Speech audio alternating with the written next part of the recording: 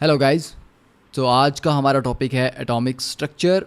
और क्योंकि ये एक क्विक रीकैप वीडियो है तो मैं आपको पहले बता देता हूँ कि अगर आपने ये चैप्टर ऑलरेडी पढ़ रखा है तब ये क्विक रिवीजन आपके लिए काफ़ी बेनिफिशियल होगा। अदरवाइज़ आप पहले एक बार एनसीईआरटी या आपकी जो भी प्रेफर्ड टेक्स्ट बुक है उससे एक बार चैप्टर के कॉन्सेप्ट्स और फॉर्मूलाज को पढ़ लें, उसके बाद ये रीकैप वीडियो देखें।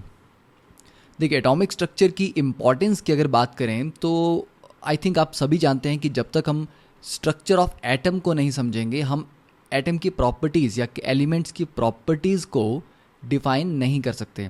फॉर एग्जांपल, अगर हम पानी के साथ रिएक्शन की बात करें तो गोल्ड का अगर आप पानी के साथ रिएक्शन करवाने की कोशिश करेंगे तो क्या होगा? गोल्ड को कोई फ़र्क नहीं पड़ता पानी में डालने से, ना वो ऑक्सीडाइज होता है ना किसी और तरह की डिकम्पोजिशन शो करता है। बट गोल्ड की जगह अगर आप आयरन को, लोहे को पानी में डालते हैं तो मॉइस्चर की प्रेजेंस में लोहा जंग पकड़ लेता है, उसकी रस्टिंग हो जाती है। तो दोनों ही मेटल्स हैं पर दोनों का जो बिहेवियर है वो काफ़ी डिफरेंट है एक दूसरे से। ठीक है, तो ये जो डिफरेंस इनमें आ रहा है, ये डिफरेंस आ रहा है इन दोनों की प्रॉपर्टीज़ की वजह से। और प्रॉपर्टीज़ किस पे डिपेंड करती हैं? दोनों के एटॉमिक स्ट्रक्चर पे। एटॉमिक लेवल पे इलेक्ट्रॉनिक कन्फिगरेशंस कैसी हैं ये डिसाइड करती हैं कि कोई एलिमेंट कितना रिएक्टिव होगा एक पर्टिकुलर एनवायरनमेंट में। ठीक है, तो अगर आपको एलिमेंट्स के बारे में पढ़ना है, केमिकल बॉन्डिंग को समझना है, क्यों एटम्स कंबाइन करते हैं, कैसे बॉन्ड बनता है, उन सभी चीज़ों के लिए basic knowledge of atomic structure बहुत ज़रूरी है। तो ये चैप्टर एक फंडामेंटल चैप्टर है, तो इस पर आपकी कमांड अच्छी होगी तभी आप इनऑर्गेनिक के काफ़ी कॉन्सेप्ट को समझ पाएंगे और ऑर्गेनिक के भी काफ़ी कॉन्सेप्ट्स के लिए ये रिक्वायर्ड है। तो फर्स्ट देखते हैं इंपॉर्टेंट जो एक्सपेरिमेंट स्टार्ट होता है, that is the cathode ray tube experiment. देखिए, कैथोड रे ट्यूब एक ये ग्लास की ट्यूब होती है और यहाँ पर हमने एक वैक्यूम पंप अटैच किया है। ठीक है, तो ये ग्लास की ट्यूब है जिसके एक एंड पे लेफ्ट साइड पे मैंने कैथोड लिखा है जिसकी पोलैरिटी नेगेटिव है। राइट साइड पे ये जो प्लेट है ये पॉजिटिव साइड से कनेक्टेड है बैटरी के, तो ये पॉजिटिव है, ये एनोड है। और यहाँ पर जो मैंने एरो पे वैक्यूम पंप लिखा है, वैक्यूम पंप क्या करता है, इस ट्यूब के अंदर प्रेशर को बहुत ही कम कर देता है। ठीक है, एक काइंड ऑफ वैक्यूम क्रिएट कर देता है, पार्शियल वैक्यूम। तो प्रेशर यहाँ पर बहुत कम होता है, अप्रॉक्सीमेटली 10⁻⁻⁴ एटमॉस्फेयर।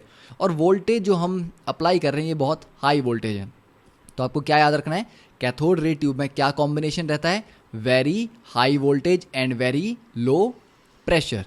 हाई वोल्टेज की रिक्वायरमेंट ये है कि अगर वोल्टेज बहुत हाई नहीं होगी तो एटम्स आयनाइज नहीं होंगे। तो यहाँ जो भी गैस के एटम्स हैं बहुत हाई वोल्टेज करने पर क्या होता है, ये आयनाइज होते हैं और एटम से इलेक्ट्रॉन्स बाहर निकलने लगते हैं। ठीक है, तो जब एक एटम, देखिए हमारे पास एटम है, ये इसका न्यूक्लियस है, यहाँ पे एक इलेक्ट्रॉन मान लें। अब ये इलेक्ट्रॉन न्यूक्लियस से अट्रैक्ट हो रहा है। सपोज जो इसको फोर्स न्यूक्लियस की तरफ खींच रही है उसका मैग्नीट्यूड है 10। अब अगर इस इलेक्ट्रॉन को बाहर निकालना है तो आपको 10 से ज़्यादा मैग्नीट्यूड की फोर्स अप्लाई करनी पड़ेगी। ठीक है, तो ये फोर्स अगर आप 10 से ज़्यादा की फोर्स बाहर की तरफ अप्लाई करते हैं इस इलेक्ट्रॉन पे तो ये निकल जाएगा। अब ये निकल जाएगा तो इलेक्ट्रॉन बाहर आ गया और एटम से एक इलेक्ट्रॉन निकाल देंगे तो वो क्या बच जाएगा? कैटायन, उसके ऊपर 1 पॉजिटिव चार्ज आ जाएगा। तो हमारे पास एक इलेक्ट्रॉन आ गया और एक कैटायन आ गया। अब ये इलेक्ट्रॉन क्योंकि नेगेटिवली चार्ज है तो ये पॉजिटिव प्लेट की तरफ भागेगा और ये जो कैटायन यहाँ बना है ये क्योंकि पॉजिटिवली चार्ज है तो ये नेगेटिव प्लेट कैथोड की तरफ भागेगा। ठीक है, तो कैटायन के मोशन से जो रेज बनती हैं, ठीक है, पॉजिटिव पार्टिकल्स की जो रेज हैं उन्हीं को हम एनोड रेज बोलते हैं। और इलेक्ट्रॉन, फास्ट मूविंग इलेक्ट्रॉन की जो रे है उसी को हम कैथोड रे बोलते हैं। तो कैथोड रेज बेसिकली क्या हैं? ये फास्ट मूविंग इलेक्ट्रॉन्स हैं। तो इलेक्ट्रॉन की डिस्कवरी किसने की? जे थॉमसन ने 1897 में। इसी एपेरेटस, इसी कैथोड रे ट्यूब में एक्सपेरिमेंट करते करते जे थॉमसन ने फाइनली डिस्कवर किया कि कुछ नेगेटिवली चार्ज पार्टिकल्स हैं और वो सभी गैस में एक जैसे होते हैं। कि यहाँ पर आप कोई भी गैस लोगे ट्यूब में, आपका कैथोड रे एक जैसी होगी। इसका मतलब जो नेगेटिवली चार्ज पार्टिकल की बात की जा रही है वो पार्टिकल सभी गैस का एक जैसा होता है। ठीक है, तो इसलिए जब इसका आप E/m कैलकुलेट करोगे, that is charge upon mass ratio, तो क्योंकि इलेक्ट्रॉन सबके सेम है तो सबका चार्ज सेम है, सबका मास सेम है, तो ये वैल्यू भी सेम आती है। तो कैथोड रे ट्यूब का E/m एक यूनिवर्सल कांस्टेंट है, वैल्यू आपको याद करनी पड़ेगी इसकी। जबकि एनोड रेज में, एनोड रेज क्या है? ये कैटायंस के मोशन से बनने वाली रेज हैं। तो ये कैटायन कैसा होगा? छोटा होगा, बड़ा होगा, भारी होगा? तो ये किस पे डिपेंड करेगा? गैस पे। अगर यहाँ हाइड्रोजन गैस लोगे उसका कैटायन डिफरेंट होगा, ऑक्सीजन गैस का कैटायन बनेगा वो डिफरेंट होगा, मास में भी और शायद चार्ज में भी। तो एनोड रे का E और M, चार्ज और मास, किस पे डिपेंड किया? Nature of the gas. तो it depends on the nature of the gas जो हमने ट्यूब के अंदर रखी है। तो ये कांस्टेंट वैल्यू इसकी नहीं होती, आपको हर केस में वैल्यू कैलकुलेट करनी पड़ती है। तो क्या क्या इंपॉर्टेंट है इस एक्सपेरिमेंट में? इस एक्सपेरिमेंट में इलेक्ट्रॉन डिस्कवर हुआ था और फाइनली प्रोटॉन के एग्जिस्टेंस, या कि एक पॉजिटिवली चार्ज पार्टिकल है, इसका एग्जिस्टेंस भी इसी से इंडिकेट हुआ था। तो E/m ऑफ कैथोड रेज आपको याद करना है। कैथोड रे ट्यूब एक्सपेरिमेंट में high voltage and very low pressure रखा जाता है और एनोड रेज की E/m गैस पे डिपेंड करती है।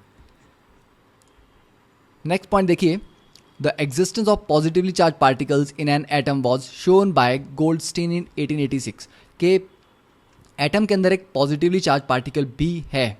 अब जब इलेक्ट्रॉन की डिस्कवरी हो गई तो उस इलेक्ट्रॉन के नेगेटिव चार्ज को बैलेंस करने के लिए कुछ पॉजिटिव होना चाहिए था।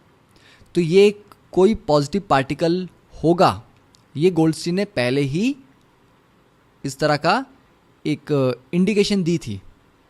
ठीक है, उसने कहा था, उसके पास कोई एक्सपेरिमेंटल प्रूफ नहीं था, बट उसने कहा कि एक पॉजिटिवली चार्ज पार्टिकल एटम में होना चाहिए। और फाइनली जब वो डिस्कवर हुआ तो प्रोटॉन नाम दिया गया 1920 में। और ये नाम किसने दिया? ये नाम दिया अर्नेस्ट रदरफोर्ड ने। तो अर्नेस्ट रदरफोर्ड ने हाइड्रोजन के न्यूक्लियस को ही प्रोटॉन कहा, क्योंकि हाइड्रोजन में क्या होता है? एक इलेक्ट्रॉन और एक प्रोटॉन। तो इलेक्ट्रॉन को आप हटा दें तो जो न्यूक्लियस में क्या बचा? सिर्फ प्रोटॉन। तो हाइड्रोजन के न्यूक्लियस को ही प्रोटॉन कहा जाता है और ये नाम दिया गया 1920 में। Next, neutron was discovered by E Chadwick in 1932। तो इस एक्सपेरिमेंट में बेरिलियम मेटल की शीट पे फास्ट मूविंग अल्फा पार्टिकल्स को बम्बार्ड कराया गया था। तो आपके पास एक बेरिलियम मेटल की शीट है और इसके ऊपर fast moving alpha particles strike कर रहे हैं और इस कोलिजन के बाद क्या बना? कार्बन और एक न्यूट्रल पार्टिकल बना जिसको हम न्यूट्रॉन कहते हैं। तो न्यूट्रॉन में आपको क्या याद रखना है कि 1932 में चैडविक ने डिस्कवर किया था और ये थी इक्वेशन। ठीक है, जो एक्सपेरिमेंट था उसकी जो इक्वेशन थी वो ये है। तो ये आपको एग्जैक्टली याद रखनी है, इसमें 9-4 इसमें गलती नहीं करनी है, 12C6 का 14C6 नहीं करना है। ठीक है, तो ये आपको एग्जैक्टली याद होना चाहिए।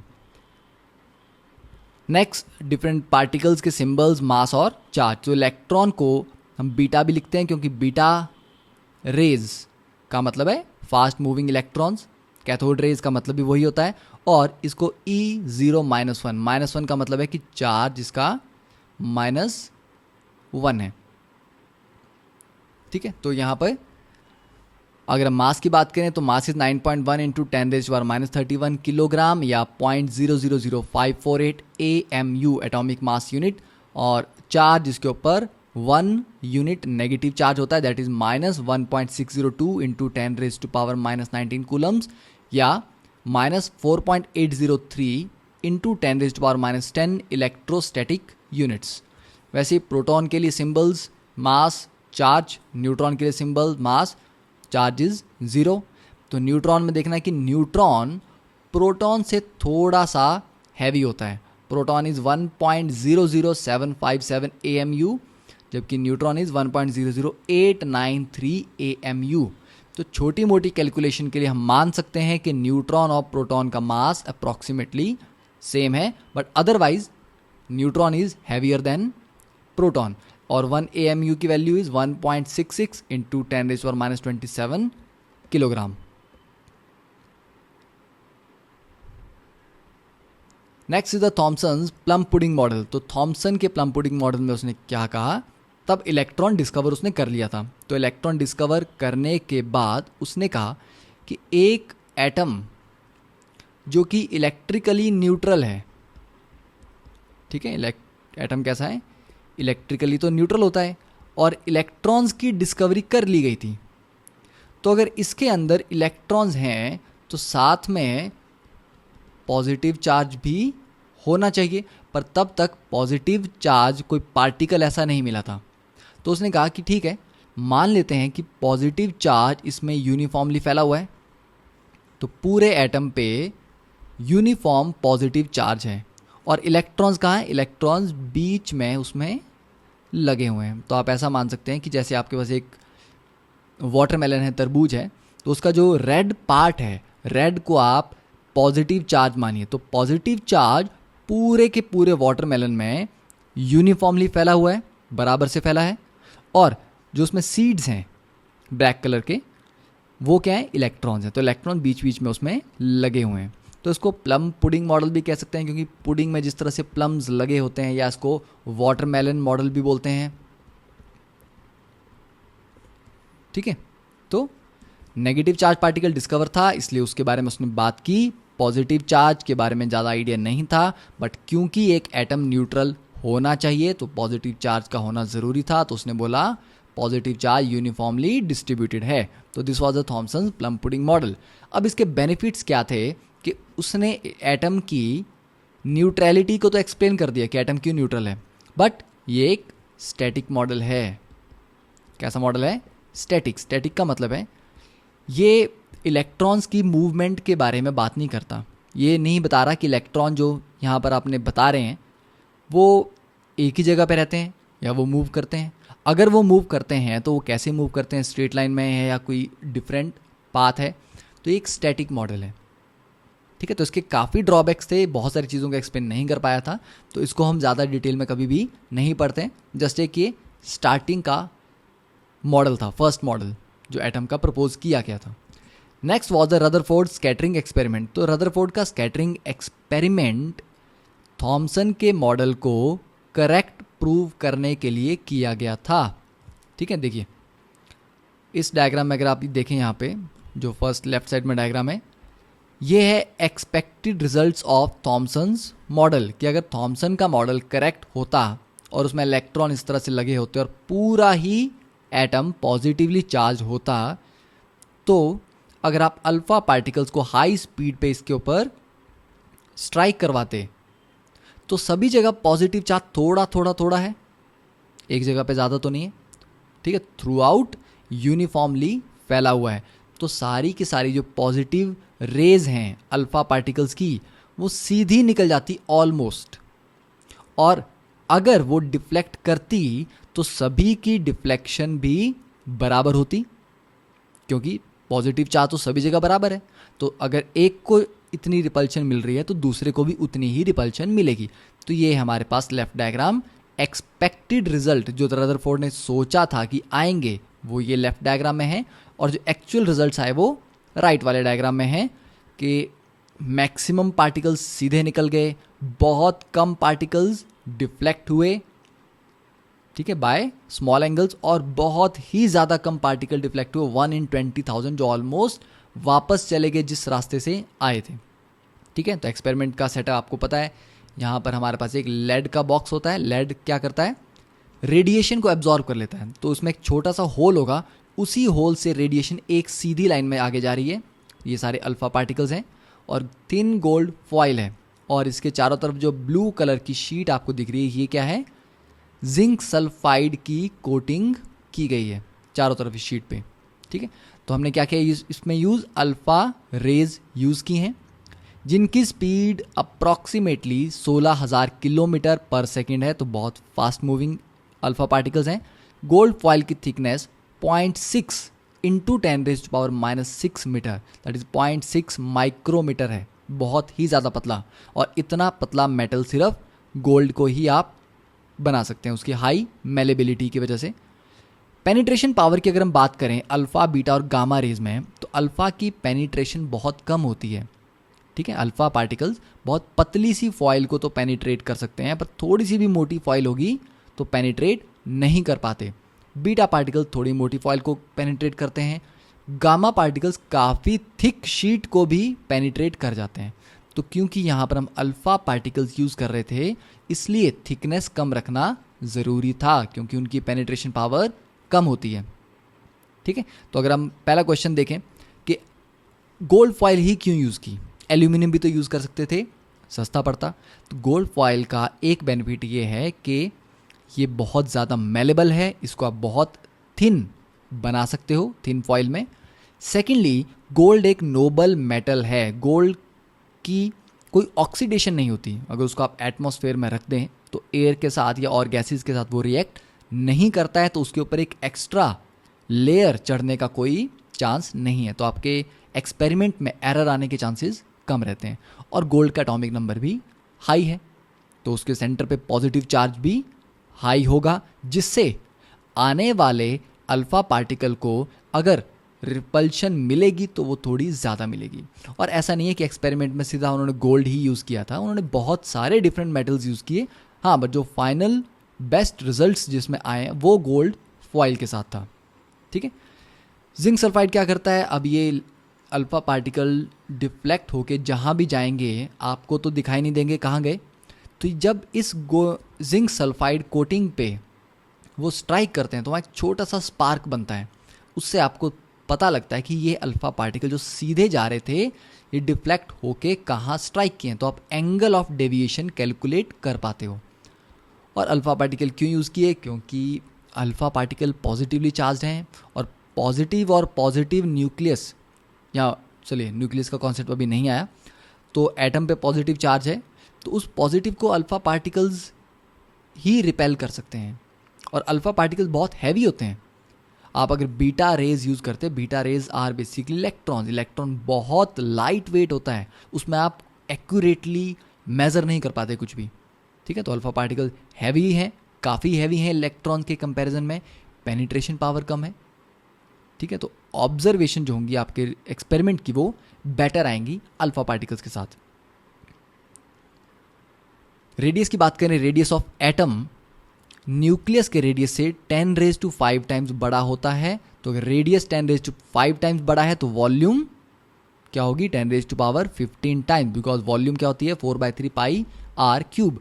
अब इस मॉडल में, ये जो मॉडल प्रपोज किया रदरफोर्ड ने, उसने कहा सेंटर पे एक न्यूक्लियस है जहां पर सारा पॉजिटिव चार्ज कंसंट्रेटेड है, इलेक्ट्रॉन उसके चारों तरफ घूम रहा है, और इलेक्ट्रॉन और न्यूक्लियस के बीच में जो अट्रैक्टिव फोर्स है, इलेक्ट्रोस्टैटिक फोर्स, उसका फॉर्मूला है K(Q1Q2/r², और ये फोर्स उसको गोल गोल घूमने के लिए सेंट्रीपिटल एक्सेलरेशन प्रोवाइड कर रही है। ठीक है, तो K(Q1Q2/r², that is your electrostatic force is equal to your centripetal force. ठीक है, ये सेंट्रीपिटल फोर्स का फॉर्मूला mv²/r। तो ये बेसिक इक्वेशन यहाँ पर दी थी। अब इस मॉडल के ड्रॉबैक्स क्या थे, न्यूक्लियर कोलैप्स के, इलेक्ट्रॉन एक चार्ज्ड पार्टिकल है और जब वो गोल घूम रहा है तो उसकी वेलोसिटी लगातार चेंज हो रही है, क्योंकि वो डायरेक्शन उसकी वेलोसिटी की चेंज होगी, तो उससे हमेशा वो एक्सेलरेशन में रहेगा। तो एक एक्सिलरेटेड चार्ज्ड पार्टिकल को एनर्जी रिलीज करनी चाहिए, क्योंकि एक्सेलरेशन कहाँ से आती है, अगर आप दौड़ रहे हैं तो आप एनर्जी उसमें अपनी कंज्यूम कर रहे हैं, आपकी गाड़ी चल रही है तो उसको एनर्जी कंज्यूम कर रही है ना वो एक्सेलरेशन के लिए। तो किसी भी चीज़ को एक्सेलरेट करने के लिए एनर्जी तो चाहिए। तो चार्ज पार्टिकल जब एक्सेलरेट होगा तो एनर्जी कंज्यूम करेगा। ठीक है, मतलब अपनी एनर्जी उसकी कम होती जाएगी, तो वो एनर्जी एमिट करता है, एमिट करता रहेगा तो उसकी एनर्जी कम होती जाएगी। तो ये जो इलेक्ट्रॉन इस तरह से चला था वो एनर्जी में वीक होता जाएगा और न्यूक्लियस की फोर्स उसके ऊपर तो बराबर लग रही है, पर इलेक्ट्रॉन अपने आप में वीक होता जा रहा है, तो फाइनली वो क्या होगा, अट्रैक्ट होता होता होता न्यूक्लियस में गिर जाएगा। बट ऐसा नहीं होता। तो न्यूक्लियर कोलैप्स क्यों नहीं होता ये रदरफोर्ड एक्सप्लेन नहीं कर पाया। हाइड्रोजन का स्पेक्ट्रम क्यों आता है, उसमें क्यों ऐसी लाइंस हैं, उसको एक्सप्लेन नहीं कर पाया। एनर्जीज, अब ये इलेक्ट्रॉन जो घूम रहा है वो किस रेडियस पे है, किस एनर्जी में है, और अगर आपके पास एक से ज़्यादा इलेक्ट्रॉन है तो वो किस तरह से रहेंगे एटम में, क्या वो सारे सेम डिस्टेंस पे होंगे या डिफरेंट होंगे, क्या वो सेम स्पीड पे घूम रहे होंगे या डिफरेंट स्पीड्स होंगी, अगर होंगी तो क्या होंगी। तो डिस्ट्रीब्यूशन एनर्जी के वो एक्सप्लेन नहीं कर पाया था, तो ये उसके मेन ड्रॉबैक्स थे। नेक्स्ट देखें, अगर हम किसी भी एलिमेंट को डिफाइन करते हैं, symbol x is your element, तो x के साथ हम एक डिफाइन करते हैं a, that is your mass number, और z that is your atomic number. Mass number क्या होता है, बेसिकली आपका proton plus neutron. Atomic number क्या होता है, प्रोटॉन्स। ओके, तो आइसोटोप्स क्या होते हैं, जिनका एटॉमिक नंबर सेम है, मतलब प्रोटॉन्स सेम है बट डिफरेंट मास नंबर। तो अगर एटॉमिक नंबर सेम है तो प्रोटॉन सेम है, तो मास नंबर के डिफरेंट होने का रीज़न क्या होगा, नंबर ऑफ न्यूट्रॉन्स। तो ये एटम्स ऑफ सेम एलिमेंट्स होते हैं। तो आइसोटोप हमेशा एक ही एलिमेंट के होते हैं, सिर्फ उनमें डिफरेंस क्या होता है, नंबर ऑफ न्यूट्रॉन्स में। जैसे हाइड्रोजन के लिए है 1h1 1h2 1h3, that is hydrogen, deuterium and tritium. पहले वाले में 0 न्यूट्रॉन, दूसरे वाले में 1 न्यूट्रॉन है और तीसरे वाले में 2 न्यूट्रॉन्स हैं। फिर आइसोबार क्या होते हैं, इनका सेम मास नंबर होता है, तो ये p प्लस n सेम होता है बट डिफरेंट एटॉमिक नंबर। अब एटॉमिक नंबर ही तो एलिमेंट की पहचान है, तो अगर एटॉमिक नंबर चेंज हो गया तो मतलब एलिमेंट भी हमारा यहाँ पर चेंज हो रहा है। तो these are atoms of different elements having same n plus p value. For example देखिए, आर्गन में ये 40 है, पोटाशियम में भी 40 है, कैल्शियम में भी 40 है, जबकि तीनों के एटॉमिक नंबर्स डिफरेंट हैं बट मास नंबर सेम होने की वजह से ये क्या होंगे, आइसोबार्स। फिर वैसे आइसोटोन्स, जिनके पास सेम नंबर ऑफ न्यूट्रॉन्स हैं। ठीक है, तो न्यूट्रॉन्स के लिए क्या कर सकते हैं आप, मास नंबर से एटॉमिक नंबर को माइनस कर दीजिए, तो 14 माइनस 6 कितना आ जाएगा, 8, 15 माइनस 7 भी 8, 16 माइनस 8 भी 8। तो सबके नंबर ऑफ न्यूट्रॉन्स कितने हैं, बराबर हैं, 8 न्यूट्रॉन्स हैं इन तीनों में। तो ऐसे एटम्स जिनमें सेम नंबर ऑफ न्यूट्रॉन्स होते हैं वो आइसोटोन्स होते हैं, और ये भी डिफरेंट एलिमेंट्स को बिलोंग करते हैं। ठीक है, तीनों डिफरेंट एलिमेंट्स हैं। और आइसो इलेक्ट्रॉन, तो iso means same, electron means electron. तो स्पीशीज़, ये देखिए यहाँ पर मैंने एटम्स नहीं लिखा, स्पीशीज़ मतलब ये एटम भी हो सकते हैं, ये आयन्स भी हो सकते हैं। तो कोई भी स्पीशीज़ जिनमें नंबर ऑफ इलेक्ट्रॉन सेम हैं, देखिए न्यूट्रल ऑक्सीजन में कितने इलेक्ट्रॉन्स होते हैं, 8, 2 नेगेटिव 2 एक्स्ट्रा कर लेंगे तो 10 आ जाएंगे। फ्लोरीन में 9 होते हैं, 1 नेगेटिव चार्ज का मतलब है 1 एक्स्ट्रा इलेक्ट्रॉन हमने गेन किया है, तो यहाँ भी 10 हो गए। सोडियम में नॉर्मली 11 होते हैं, पॉजिटिव का मतलब आपने एक इलेक्ट्रॉन लूज़ किया है, तो यहाँ पे 10। मैग्नीशियम 12 से 2 इलेक्ट्रॉन निकाल दिए गए तो 10, और नियॉन में तो नॉर्मली ही 10 होते हैं, तो सब में 10 इलेक्ट्रॉन्स हैं। तो ये सारे हो गए आइसो इलेक्ट्रॉनिक स्पीशीज। अब नेक्स्ट इज इलेक्ट्रोमैग्नेटिक वेव। तो इलेक्ट्रोमैग्नेटिक वेव में क्या होता है, देखिए एक हमारे पास इस तरह का वेव फॉर्म होगा, ठीक है, और एक वेव फॉर्म इस एक्सिस पे स्टार्ट होगा, क्योंकि ये वेव फॉर्म किस पे है, आपने इस वाई एक्सिस पे लेके उसको एक्स पे प्रोपेगेट करवाया है। नेक्स्ट वेव को मैं जो जेड एक्सिस है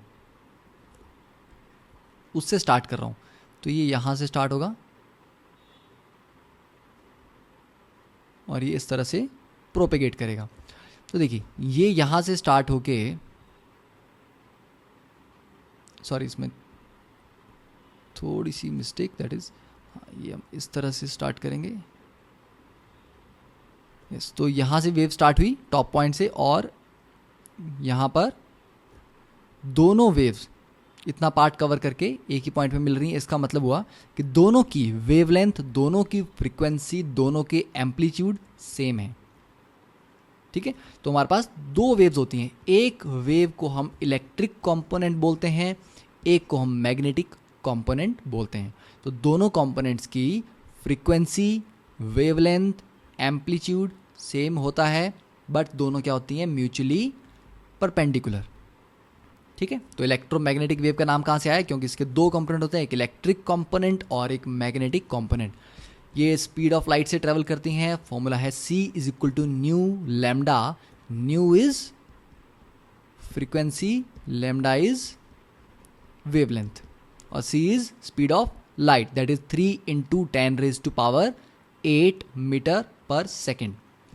next is wave number, that is 1/λ। तो वेवलेंथ का रेसिप्रोकल जो है that is called wave number. फिर आपको जो इंपॉर्टेंट इसमें याद रखना है ये है इंक्रीजिंग और डिक्रीजिंग ट्रेंड। अगर हम वेवलेंथ का इंक्रीजिंग, देखिए लेफ्ट से राइट जब हम जा रहे हैं तो वेवलेंथ बढ़ रही है, तो कॉस्मिक का सबसे कम वेवलेंथ है। ठीक है, फिर गामा रेज, फिर X rays, ultraviolet, visible. Visible की जो रेंज है दैट इज 400 to 750 नैनोमीटर्स, ये एक इंपॉर्टेंट पॉइंट रहता है। फिर infrared, micro, then radio. Radio में आप बोलते हैं short range and long range. अब वेवलेंथ इस तरफ बढ़ रही है तो फ्रीक्वेंसी क्या होगी, कम होगी, क्योंकि वेवलेंथ और फ्रीक्वेंसी एक दूसरे के इन्वर्सली प्रोपोर्शनल होते हैं। तो ये आपको ट्रेंड याद रखना है। Next is Planck's quantum theory. तो प्लैंक ने कहा कि लाइट जो है ये कॉन्टिन्यूस फ्लो ऑफ एनर्जी नहीं है। अगर आप एक ट्यूब लाइट को देखते हैं, उससे लाइट जो आ रही है अपने, या किसी बल्ब से लाइट आ रही है, तो लाइट कॉन्टिन्यूस फ्लोइंग एनर्जी नहीं है। उसने कहा ये छोटे छोटे पैकेट्स हैं एनर्जी के। ठीक है, तो इन पैकेट्स ऑफ एनर्जी को क्या कहा गया, फोटॉन्स या क्वांटा। तो एक फोटॉन या एक क्वांटा की एनर्जी कितनी है, एक पैकेट की energy E is equal to H nu. तो एच न्यू कितनी है, energy of a single photon और क्वांटा। इसका मतलब देखिए H तो कांस्टेंट है, प्लैंक्स कांस्टेंट।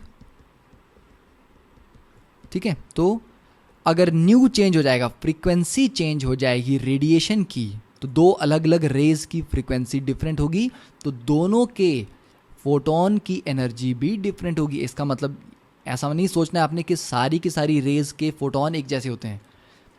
फोटोन की एनर्जी कितनी कम होगी या कितनी ज़्यादा होगी ये डिपेंड करेगा उसकी फ्रीक्वेंसी पे। तो E is equal to H nu, या आप लिख सकते हैं E is equal to H C by lambda. अब ये जो क्वांटम थ्योरी थी, इसको हम बोल सकते हैं कि इसने एक पार्टिकल का कॉन्सेप्ट दिया कि जो लाइट है वो पहले हम मानते थे कि लाइट एक वेव की तरह प्रोपेगेट करती है, बट इसने कहा कि ये पार्टिकल्स हैं, फोटॉन्स। तो उसने पार्टिकल कॉन्सेप्ट दिया लाइट का। इस पार्टिकल कॉन्सेप्ट से हम ब्लैक बॉडी रेडिएशन को एक्सप्लेन कर पाए, हम फोटो इलेक्ट्रिक इफेक्ट को एक्सप्लेन कर पाए, variation of heat capacity of solids as a function of temperature, इस पॉइंट को एक्सप्लेन कर पाए, लाइन स्पेक्टर ऑफ हाइड्रोजन को भी एक्सप्लेन कर पाए। पहले ये सारे के सारे चारों इफेक्ट वेव नेचर से एक्सप्लेन नहीं हो पा रहे थे। ठीक है, तो ये इसकी इंपॉर्टेंस है। तो ये याद रखना आपको, पार्टिकल नेचर ने ये चारों पॉइंट एक्सप्लेन किए हैं, वेव नेचर से एक्सप्लेन नहीं होते। ठीक है, अब वेव नेचर से क्या एक्सप्लेन होता है, वेव नेचर से एक्सप्लेन होते हैं ये दो पॉइंट्स, ये दो कॉन्सेप्ट, डिफ्रैक्शन और इंटरफेरेंस। अभी शायद आपको डिफ्रैक्शन और इंटरफेरेंस की क्लैरिटी नहीं होगी जब तक आप इसको थोड़ा फिजिक्स में नहीं पढ़ते, ठीक है, ऑप्टिक्स में। तो तब तक के लिए आप जस्ट थोड़ी डेफिनेशन बेसिस पे ही रहें तो बेटर है, क्योंकि अगर हम इसकी एक्सप्लेनेशन में जाएंगे तो अभी टाइम भी नहीं है और इसकी एक्सप्लेनेशन हो सकता है आप रादर कंफ्यूज हो जाएं। ठीक है, तो डिफ्रैक्शन का मतलब है जब एक वेव किसी ऑब्स्टेकल से टकरा के मुड़ जाती है, उस bending of wave around an obstacle is called diffraction. Interference का मतलब है जब दो वेव्स आपस में इंटरफेयर करती हैं, उनकी सेम भी हो सकती है फ्रीक्वेंसी, डिफरेंट भी हो सकती है, और दो वेव जब इंटरफेयर करती हैं वो कंस्ट्रक्टिवली भी इंटरफेयर कर सकती हैं, मतलब वो ऐड भी हो सकती हैं और वो डिस्ट्रक्टिवली भी इंटरफेयर कर सकती हैं, वो सबट्रैक्ट भी हो सकती हैं। ठीक है, फॉर एग्जांपल देखिए अगर एक वेव आपकी इस तरह आ रही है और दूसरी वेव भी इसी तरह आ रही है तो ये जो पॉजिटिव पॉजिटिव पार्ट है ये ऐड हो जाएगा, रिजल्टेंट वेव इस तरह से काफ़ी हाई एम्पलीट्यूड में आएगी। अगर ये पॉजिटिव नेगेटिव आपका ये वेव उल्टा स्टार्ट होता तो ये आपस में कैंसिल होते, तो वो डिस्ट्रक्टिव इंटरफेरेंस हो जाती। ठीक है, तो जब दो वेव इंटरफेयर करती हैं सेम फेज में या आउट ऑफ फेज तो उसके अकॉर्डिंग कंस्ट्रक्टिव या डिस्ट्रक्टिव इंटरफेरेंस होती है। ठीक है, ये तो दो जो इफेक्ट हैं डिफ्रैक्शन और इंटरफेरेंस, ये कौन एक्सप्लेन कर पाया था? ये एक्सप्लेन कर पाया सिर्फ वेव नेचर ऑफ लाइट। तो वेव नेचर ने डिफ्रैक्शन और इंटरफेरेंस एक्सप्लेन किए, पार्टिकल नेचर ने ये चार कॉन्सेप्ट एक्सप्लेन किए। ठीक है, अब देखिए ब्लैक बॉडी रेडिएशन होती क्या है। ब्लैक बॉडी रेडिएशन का मतलब है एक आइडियल ब्लैक बॉडी, उसके ऊपर जितनी भी रेडिएशन गिर रही है वो सारी की सारी रेडिएशन वो एब्जॉर्ब करती है और वो सारी ही रेडिएशन को एमिट भी करती है। तो एक ideal black body is a perfect absorber and emitter. जितना भी रेडिएशन उसके ऊपर कोई भी वेवलेंथ हो, जो भी गिरेगा लाइट उसके ऊपर उसको वो एब्जॉर्ब कर लेगी और पूरी की पूरी लाइट को फिर वो एमिट भी करती है। तो एक परफेक्ट एब्जॉर्बर और एमिटर होती है एक ब्लैक बॉडी। अब देखिए ब्लैक बॉडी का जो इंपॉर्टेंस है, क्लासिकल फिजिक्स यहाँ पर फेल हो गई थी। जो क्लासिकल फिजिक्स है हमारी, एक classical concept, it failed to explain the black body effect. कि ब्लैक बॉडी से जो आने वाली रेडिएशन है उनका जब आप ग्राफ प्लॉट करते हैं स्पेक्ट्रल रेडियंस के साथ वर्सेस वेवलेंथ। ठीक है, तो क्लासिकल थ्योरी बोलती है ये जो ब्लैक लाइन आपको दिख रही है कि इस तरह का ग्राफ आएगा एट 5000 केल्विन। अब ये ग्राफ कहाँ जा रहा है? ये ग्राफ इन्फिनिटी की तरफ जा रहा है, ये नीचे नहीं आ रहा। अगर ये नीचे नहीं आएगा इसका मतलब अगर आप एरिया लेंगे तो एरिया ऑफ द कर्व कितना होगा? इनफाइनाइट। तो कभी ऐसा हो सकता है कि किसी बॉडी के पास इनफाइनाइट एनर्जी हो? नहीं हो सकता। ठीक है, तो क्लासिकल फिजिक्स यहां पर फेल हो गई। क्लासिकल फिजिक्स के अकॉर्डिंग अगर हम चलते तो इसका मतलब होता कि energy of the body is infinite. और सेकंड प्रॉब्लम क्या थी? क्लासिकल फिजिक्स के अकॉर्डिंग अगर हम चलते तो उसका मतलब होता कि कोई भी बॉडी जो ज़ीरो से हायर टेम्परेचर पे है, ज़ीरो मतलब ज़ीरो केल्विन, जो ज़ीरो से हायर टेम्परेचर पे है वो सारी की सारी विजिबल रीजन में लाइट एमिट करती हैं। मतलब हर एक चीज़ जिसका कुछ टेम्परेचर है सारी चीज़ उसमें आ गई। वो अगर विजिबल रीजन में लाइट एमिट करेगी तो मतलब वो सभी ग्लो करेंगी। जैसे आप लोहे की रॉड को गर्म करते जाओ अंधेरे में, लोहे की रॉड आप गर्म कर रहे हैं, धीरे धीरे वो रेड हॉट होती है। जब तक वो रेड नहीं हुई आपको दिखाई नहीं देती। तो रेड होने का मतलब है अब जो रेडिएशन निकल रही है वो विजिबल रीजन में है। और किस रीजन में? रेड के रीजन में, इसलिए आपको रेड कलर दिख रहा है। तो अगर हर बॉडी विजिबल रीजन में एमिट करेगी लाइट तो हर बॉडी ग्लो करेगी। तो ये सबसे बड़ा फेलियर था क्लासिकल फिजिक्स का। ठीक है, तो ये कॉन्सेप्ट कौन एक्सप्लेन कर पाया? Particle nature. ठीक है, जो फोटोन थ्योरी थी, पार्टिकल थ्योरी, उसी से ये कॉन्सेप्ट एक्सप्लेन किया गया था। तो ये उसका ग्राफ आता है। तो एक्चुअल ग्राफ ये है ब्लू, ग्रीन एंड रेड, ये तीन डिफरेंट टेम्परेचर्स पे हैं। तो ये एक अपने मैक्सिमम अचीव करते हैं एक पर्टिकुलर वेवलेंथ पे और उसके बाद फिर ये डिक्रीजिंग ट्रेंड में आ जाते हैं जैसे जैसे वेवलेंथ बढ़ती जाती है। ठीक है, इसकी ज़्यादा डिटेल हमें अभी रिक्वायर्ड नहीं है। Next is the photo electric effect. Photo electric effect simple है, आपको पता है कि रेडिएशन आ रही है, ये एक फोटो सेंसिटिव मेटल, ये क्या है हमारे पास? एक फोटो सेंसिटिव मेटल का सरफेस है। रेडिएशन आई, यहाँ पर कोलाइड की और एक इलेक्ट्रॉन को बाहर निकाल दिया। तो था क्या? इस इलेक्ट्रॉन को, जो यहाँ पर इलेक्ट्रॉन निकल रहा है बाहर, ये भी न्यूक्लियस से तो अट्रैक्टेड है, तो इसको बाहर निकालने के लिए कुछ एनर्जी चाहिए। उस एनर्जी को बोलते हैं work function, h nu not. तो जो आपको एनर्जी चाहिए उसको बाहर निकालने के लिए उससे तो ज़्यादा ही सप्लाई करनी पड़ेगी। जैसे अगर इसको निकालने के लिए 10 की एनर्जी रिक्वायर्ड है तो कम से कम 10 तो आपको सप्लाई करना ही पड़ेगा। तो जब आप 10 सप्लाई करोगे वो सारी एनर्जी इसको निकालने में चली जाएगी, तो रिमेनिंग एनर्जी क्या बची? 0। तो काइनेटिक एनर्जी क्या हो गई? 0। बट यहाँ अगर आप 20 सप्लाई कर रहे हैं तो 20 में से 10 यहाँ चला जाएगा, बाकी 10 काइनेटिक एनर्जी में कन्वर्ट हो जाएगा। तो जितनी एनर्जी आप सप्लाई करते हो उसका कुछ पार्ट इलेक्ट्रॉन को निकालने में जाता है और बाकी का उसकी काइनेटिक एनर्जी में कन्वर्ट हो जाता है। तो ये हमारा बेसिक इक्वेशन है। अब इसमें एक चीज़ याद रखनी है कि वर्क फंक्शन, ये जो work function h new not, ये मेटल टू मेटल चेंज होता है। तो ये एक मेटल की प्रॉपर्टी है, ठीक है। मेटल से इलेक्ट्रॉन निकालना जितना इजी होगा, मतलब उसकी आयनाइजेशन एनर्जी जितनी कम होगी, उसका वर्क फंक्शन भी उतना ही कम होगा। Second is no time lag. ऐसा नहीं है कि अभी फोटोन स्ट्राइक किया और आधे सेकंड के बाद या 1 सेकंड के बाद या 2 सेकंड के बाद इलेक्ट्रॉन निकलेगा। इमीडिएटली इलेक्ट्रॉन निकलता है, कोई टाइम लैग नहीं होता। तो इससे हम ये कंक्लूड करते हैं कि जब एक फोटोन, अब देखिए इसको रिक्वायरमेंट कितनी थी? 10 की थी। तो आप बोलें कि ऐसा करते हैं कि 5 एनर्जी के 2 फोटोन भेजते हैं, 2 एब्जॉर्ब करके 10 की एनर्जी पूरी हो जाएगी। तो ऐसा नहीं होता।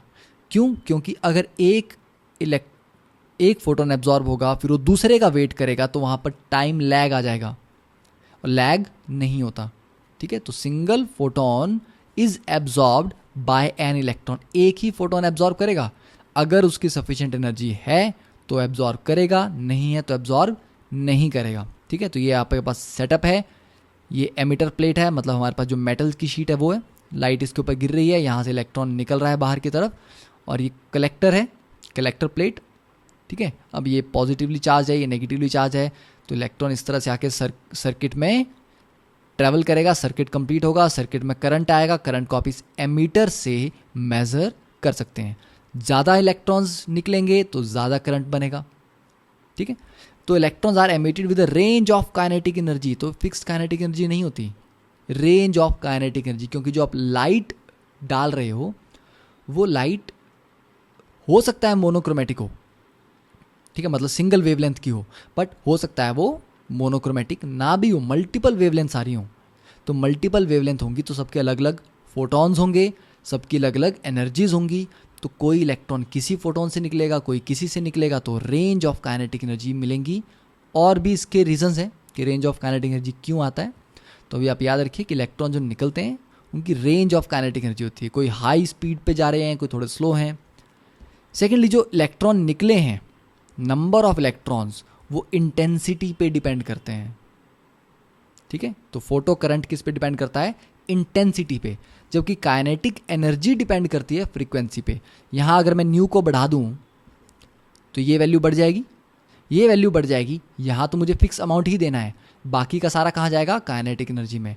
तो जितना मैं फ्रीक्वेंसी को बढ़ाऊंगा उतनी ही kinetic energy of this photoelectron will increase, ठीक है। तो काइनेटिक एनर्जी किसके प्रोपोर्शनल है? फ्रीक्वेंसी के। और कितने इलेक्ट्रॉन निकले ये किसके प्रोपोर्शनल है? इंटेंसिटी के।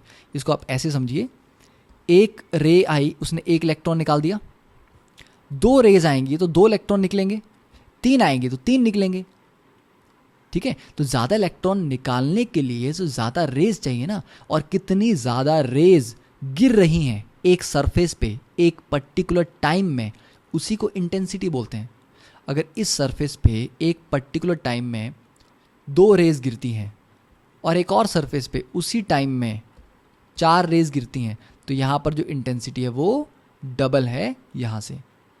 तो एक पर्टिकुलर टाइम में कितनी रेज गिर रही हैं एक पर्टिकुलर एरिया पे, दैट इज कॉल्ड इंटेंसिटी। तो देखिए, काइनेटिक एनर्जी फ्रीक्वेंसी के साथ कैसे है? Directly proportional. तो इसका ग्राफ ऐसा आएगा। यहां से क्यों स्टार्ट नहीं होगा? क्योंकि जब तक, देखिए यहां पर 10 की एनर्जी की रिक्वायर्ड थी, वर्क फंक्शन 10 है, अगर आपने सप्लाई भी 10 ही किया तो काइनेटिक एनर्जी 0 है ना। तो आपको एटलीस्ट आपका जो फ्रीक्वेंसी है वो इस न्यू नॉट के बराबर या इससे बड़ा होना चाहिए। जब आपकी फ्रीक्वेंसी न्यू नॉट के बराबर होगी तो काइनेटिक एनर्जी ज़ीरो हो जाएगी। तो एक लिमिट के बाद ही काइनेटिक एनर्जी आना स्टार्ट होगी। तो ये वैल्यू क्या है, थ्रेशहोल्ड फ्रीक्वेंसी न्यू नॉट, इसके बाद काइनेटिक एनर्जी बढ़ती है फ्रीक्वेंसी के साथ। इस पॉइंट से पहले तो फोटो इलेक्ट्रॉन निकल ही नहीं रहा, कोई इजेक्शन नहीं हो रही। इस पॉइंट पे इजेक्शन होती है, जीरो काइनेटिक एनर्जी, और इसके बाद सिर्फ काइनेटिक एनर्जी बढ़ती जाती है। काइनेटिक एनर्जी का इंटेंसिटी से कोई रिलेशन है नहीं है, तो क्या रहेगा, फिक्स वैल्यू रहेगी इसकी। करंट वर्सेस पोटेंशियल डिफरेंस, देखिए इंटेंसिटी डबल करें। अब इंटेंसिटी का रिलेशन किसके साथ, मैंने बताया आपको, नंबर ऑफ इलेक्ट्रॉन्स। अब 2 इलेक्ट्रॉन निकलेंगे तो मान लीजिए आई करंट बनता है, ठीक है। 2 इलेक्ट्रॉन से कितना करंट बना, I1। 4 इलेक्ट्रॉन्स निकलेंगे तो कितना बनेगा, डबल बनेगा ना, तो I2 कितना होगा, ट्वाइस ऑफ I1। तो जो करंट है वो डिपेंड करता है नंबर ऑफ इलेक्ट्रॉन्स पे। तो यहाँ पर करंट I है, यहाँ पर करंट कितना है, 2I, ठीक है। तो यहाँ डिफरेंट डिफरेंट इंटेंसिटीज थी, पर दोनों को अगर आप पोटेंशियल डिफरेंस कम करते जाएं, ठीक है, सर्किट में, तो दोनों का करंट तो बराबर था, उसके बाद क्या होता है, करंट धीरे धीरे कम होता जाता है, ठीक है। देखिए यहाँ पर अगर पोटेंशियल डिफरेंस में 0 कर दूं तब भी क्या होगा, ये इलेक्ट्रॉन निकला है एक एनर्जी के साथ, तो ये यहाँ तक तो पहुँच ही जाएगा, ठीक है। अब इसको अगर मैं नेगेटिव कर दूं, अभी तो मैंने पॉजिटिव इस तरफ लगाया, नेगेटिव इस तरफ लगाया, इसको मैं उल्टा कर दूं, यहाँ नेगेटिव कर दूं इस तरफ, ठीक है, इस तरफ नेगेटिव कर दिया मान लीजिए और इस तरफ पॉजिटिव कर दिया, तो नेगेटिव और ये नेगेटिव इलेक्ट्रॉन तो क्या होंगे, रिपेल होंगे ना। कलेक्टर प्लेट पे नेगेटिव चार्ज आ जाएगा तो वो इलेक्ट्रॉन को रिपेल करेगी। अगर इलेक्ट्रॉन पहुंच ही नहीं पाएगा यहाँ तक तो सर्किट में करंट आएगा कैसे। तो जितना आप पोटेंशियल डिफरेंस को नेगेटिव करते जाएंगे, इलेक्ट्रॉन के लिए सर्किट कंप्लीट करना या एमिटर प्लेट से कलेक्टर प्लेट तक जाना उतना मुश्किल हो जाएगा। और नेगेटिव करते करते करते एक नेगेटिव वैल्यू पे ऐसा होगा कि इस प्लेट पे इतना नेगेटिव चार्ज आ जाएगा कि ये इस इलेक्ट्रॉन को पूरा रिपेल कर देगी, ये इलेक्ट्रॉन पहुंच ही नहीं पाएगा। तो इलेक्ट्रॉन की काइनेटिक एनर्जी क्या हो जाएगी, रिपल्शन की वजह से 0। तो ये निकलेगा एक स्पीड के साथ, स्लो होता होता होता होता होता रुक जाएगा, ठीक है। तो जब ये रुक ही गया तो करंट क्या हो गया, 0। तो करंट चाहे 2I हो या I हो, 0 वो एक ही वैल्यू पे होता है। और ये वैल्यू क्या होती है, इसको बोलते हैं स्टॉपिंग पोटेंशियल। तो स्टॉपिंग पोटेंशियल क्या होता है, मिनिमम नेगेटिव पोटेंशियल, क्योंकि देखिए हम यहाँ नेगेटिव साइड है, it is the minimum negative potential. हाँ, इससे बड़ा अप्लाई कर दोगे तो ऑब्वियसली तब भी करंट 0 ही रहेगा। तो it is the minimum negative potential जिसको अप्लाई करने से एमीटर की रीडिंग 0 हो जाती है, मतलब कोई इलेक्ट्रॉन कलेक्टर प्लेट तक नहीं पहुंच पाया, मतलब सारी की सारी काइनेटिक एनर्जी को हमने क्या कर दिया, रोक दिया। किससे, नेगेटिव वोल्टेज से। तो नेगेटिव वोल्टेज में कितनी फोर्स बनती है, charge into potential, E into V. तो जब आपको स्टॉपिंग पोटेंशियल कैलकुलेट करना है तो ये फॉर्मूला यूज़ करना है। तो आपने मैक्सिमम काइनेटिक एनर्जी को E into V stopping equate कर देना है, ठीक है। Cut off wavelength, cut off wavelength का मतलब है कि मिनिमम, सॉरी मैक्सिमम कितनी वेवलेंथ, क्योंकि E is equal to HC by lambda. Lambda maximum का मतलब है एनर्जी आपकी क्या होगी, मिनिमम। तो किस मिनिमम एनर्जी पे इफेक्ट होता है ये पूछो, या किस मैक्सिमम वेवलेंथ पे ये इफेक्ट होता है ये पूछिए, दोनों बातें सेम है। तो कट ऑफ वेवलेंथ का मतलब है लार्जेस्ट वेवलेंथ जिस पे फोटो इलेक्ट्रिक इफेक्ट होता है। तो वो कब होता है, जस्ट इलेक्ट्रॉन निकला है, मतलब 10 की एनर्जी आपने दी, 10 की एनर्जी रिक्वायर्ड थी, काइनेटिक एनर्जी क्या हो जाएगी, 0। तो एच न्यू किसके बराबर हो जाएगा, एच न्यू नॉट के, ठीक है। तो ई जो आपने सप्लाई की एनर्जी वो किसके बराबर हो जाएगा, एच न्यू नॉट, या बोल सकते हैं H C by lambda not.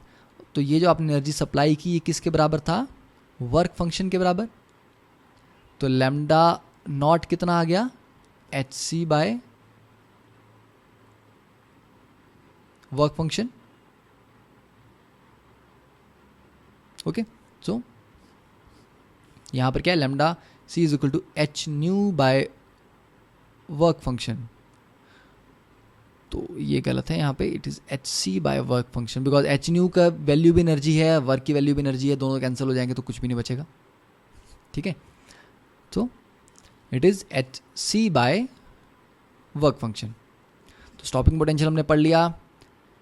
Next ये हमने पढ़ लिया है कि पार्टिकल नेचर क्या क्या एक्सप्लेन करता है, black body radiation, photo electric effect, variable heat capacities, line spectra. Wave nature ने क्या एक्सप्लेन किया, डिफ्रैक्शन और इंटरफेरेंस। अब नेक्स्ट देखिए स्पेक्ट्रम। तो स्पेक्ट्रम हमारे पास एक कॉन्टिन्यूस होता है और एक डिस्क्रीट होता है। कॉन्टिन्यूस का मतलब है जब आप रेनबो देखते हैं, रेनबो में सारे के सारे देखिए, ये है आपके पास कॉन्टिन्यूस, सारे कलर्स दिख रहे हैं आपको, कोई मिसिंग नहीं है, ये कॉन्टिन्यूस है। डिस्क्रीट का मतलब है बीच में कहीं ना कहीं मिसिंग होगा कुछ, ठीक है। तो डिस्क्रीट में फिर हम फर्दर डिफाइन करते हैं बैंड स्पेक्ट्रा या लाइन स्पेक्ट्रा। लाइन का मतलब है इंडिविजुअल लाइन्स है, जैसे कि यहाँ एक रेड लाइन है, यहाँ एक येलो लाइन है, यहाँ 2 ग्रीन लाइन्स हैं, ठीक है। तो ये हो गया लाइन स्पेक्ट्रा। बैंड क्या होता है, बहुत क्लोजली स्पेस्ड लाइन का एक बैंड होता है। लाइंस इतनी क्लोज हैं आपस में कि उसको हमने ग्रुप ऑफ लाइंस बोल दिया। तो ये जो ग्रुप ऑफ लाइंस है इसी को हमने क्या बोल दिया, एक बैंड, ठीक है। तो लाइन स्पेक्ट्रा और बैंड स्पेक्ट्रा में बहुत ज़्यादा डिफरेंस नहीं है। हाँ, प्योर लाइन स्पेक्ट्रा में डिफरेंट लाइंस होती हैं, ग्रुप नहीं होते जनरली, ठीक है। तो ये आपका एग्जांपल है लाइन स्पेक्ट्रा का, दोनों एमिशन और एब्जॉर्प्शन। यहाँ आप लाइंस देख सकते हैं। तो स्पेक्ट्रा को या तो आप कॉन्टिन्यूस और डिस्क्रीट के टर्म्स में कैटेगराइज कर सकते हो, या आप इसको कैटेगराइज कर सकते हो एमिशन एंड एब्जॉर्प्शन स्पेक्ट्रम में। देखिए जब वाइट लाइट यहाँ पर जा रही थी तो वाइट लाइट में सारी की सारी वेवलेंथ प्रेजेंट है। तो सारी वेवलेंथ जब प्रेजेंट होंगी तो सारे के सारे कलर्स आएंगे, कॉन्टिन्यूटी। अब यही वाइट लाइट जब एक हॉट गैस के थ्रू पास की, ठीक है, तो क्या हुआ, सॉरी इसको हॉट गैस से पास नहीं की, हॉट गैस ऑलरेडी, क्योंकि ये हॉट है इसलिए इससे कुछ रेडिएशन निकल रही होंगी। तो हॉट गैस से निकलने वाली रेडिएशन, ठीक है, क्या होगा, एटम हायर स्टेट से लोअर स्टेट में जंप करेगा, एनर्जी लूज करेगा। तो उस लूज की हुई एनर्जी को जब आप प्रिज्म के थ्रू पास करते हैं रेडिएशन को, तो आपको इस तरह का स्पेक्ट्रम मिलता है। तो ये हुआ एमिशन स्पेक्ट्रा, क्योंकि यहाँ से हॉट गैस से जो रेडिएशन एमिट हो रही हैं, ठीक है। आपका एटम हायर लेवल से इलेक्ट्रॉन आपका लोअर लेवल पे गिर रहा है और उसमें वो रेडिएशन एमिट कर रहा है। हाँ, अब एब्जॉर्प्शन में क्या है, वाइट लाइट, वाइट लाइट को आपने किससे पास किया, कोल्ड गैस से। कोल्ड गैस ने कुछ एब्जॉर्ब कर लिया, ठीक है। कितना एब्जॉर्ब कर लिया, मान लीजिए यहाँ से गई 10 वेवलेंथ, इसने कोल्ड गैस ने इसमें से 3 एब्जॉर्ब कर ली, तो बाहर कितनी निकलेंगी, 7। तो 7 के कोरस्पॉन्डिंग आपको क्या मिलेंगे, कलर्स मिलेंगे। 3 के कोरस्पॉन्डिंग क्या मिलेगा, ब्लैक, ठीक है। इसका मतलब देखिए इस स्पेक्ट्रम का यहाँ पर एग्जैक्ट मीनिंग क्या है कि ये वाली वेवलेंथ गायब है, क्यों ब्लैक लाइन आ रही है ना, गायब है। मतलब ये क्या हुआ, कोल्ड गैस ने ये वाली वेवलेंथ एक एब्जॉर्ब की, मतलब रेड रीजन में ये वाली वेवलेंथ एब्जॉर्ब की, एक येलो रीजन में ये एब्जॉर्ब किया, 2 यहाँ एब्जॉर्ब की हैं, 2 इस रीजन में। तो जो जो एब्जॉर्ब हो गई वो तो आगे नहीं मिलेंगी, जैसे कि 3 एब्जॉर्ब हुई थी, ठीक है। तो जो जो एब्जॉर्ब हो जाएंगी उनकी जगह ब्लैक लाइंस आ जाएंगी, मतलब वो एब्सेंट है।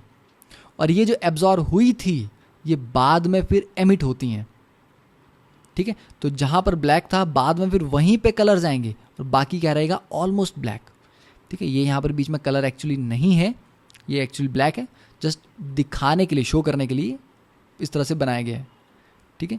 तो ये जब जो एब्जॉर्ब हो चुकी हैं ये फिर से जब एमिट होंगी तब उनका कलर आएगा, बाकी सब ब्लैक होगा।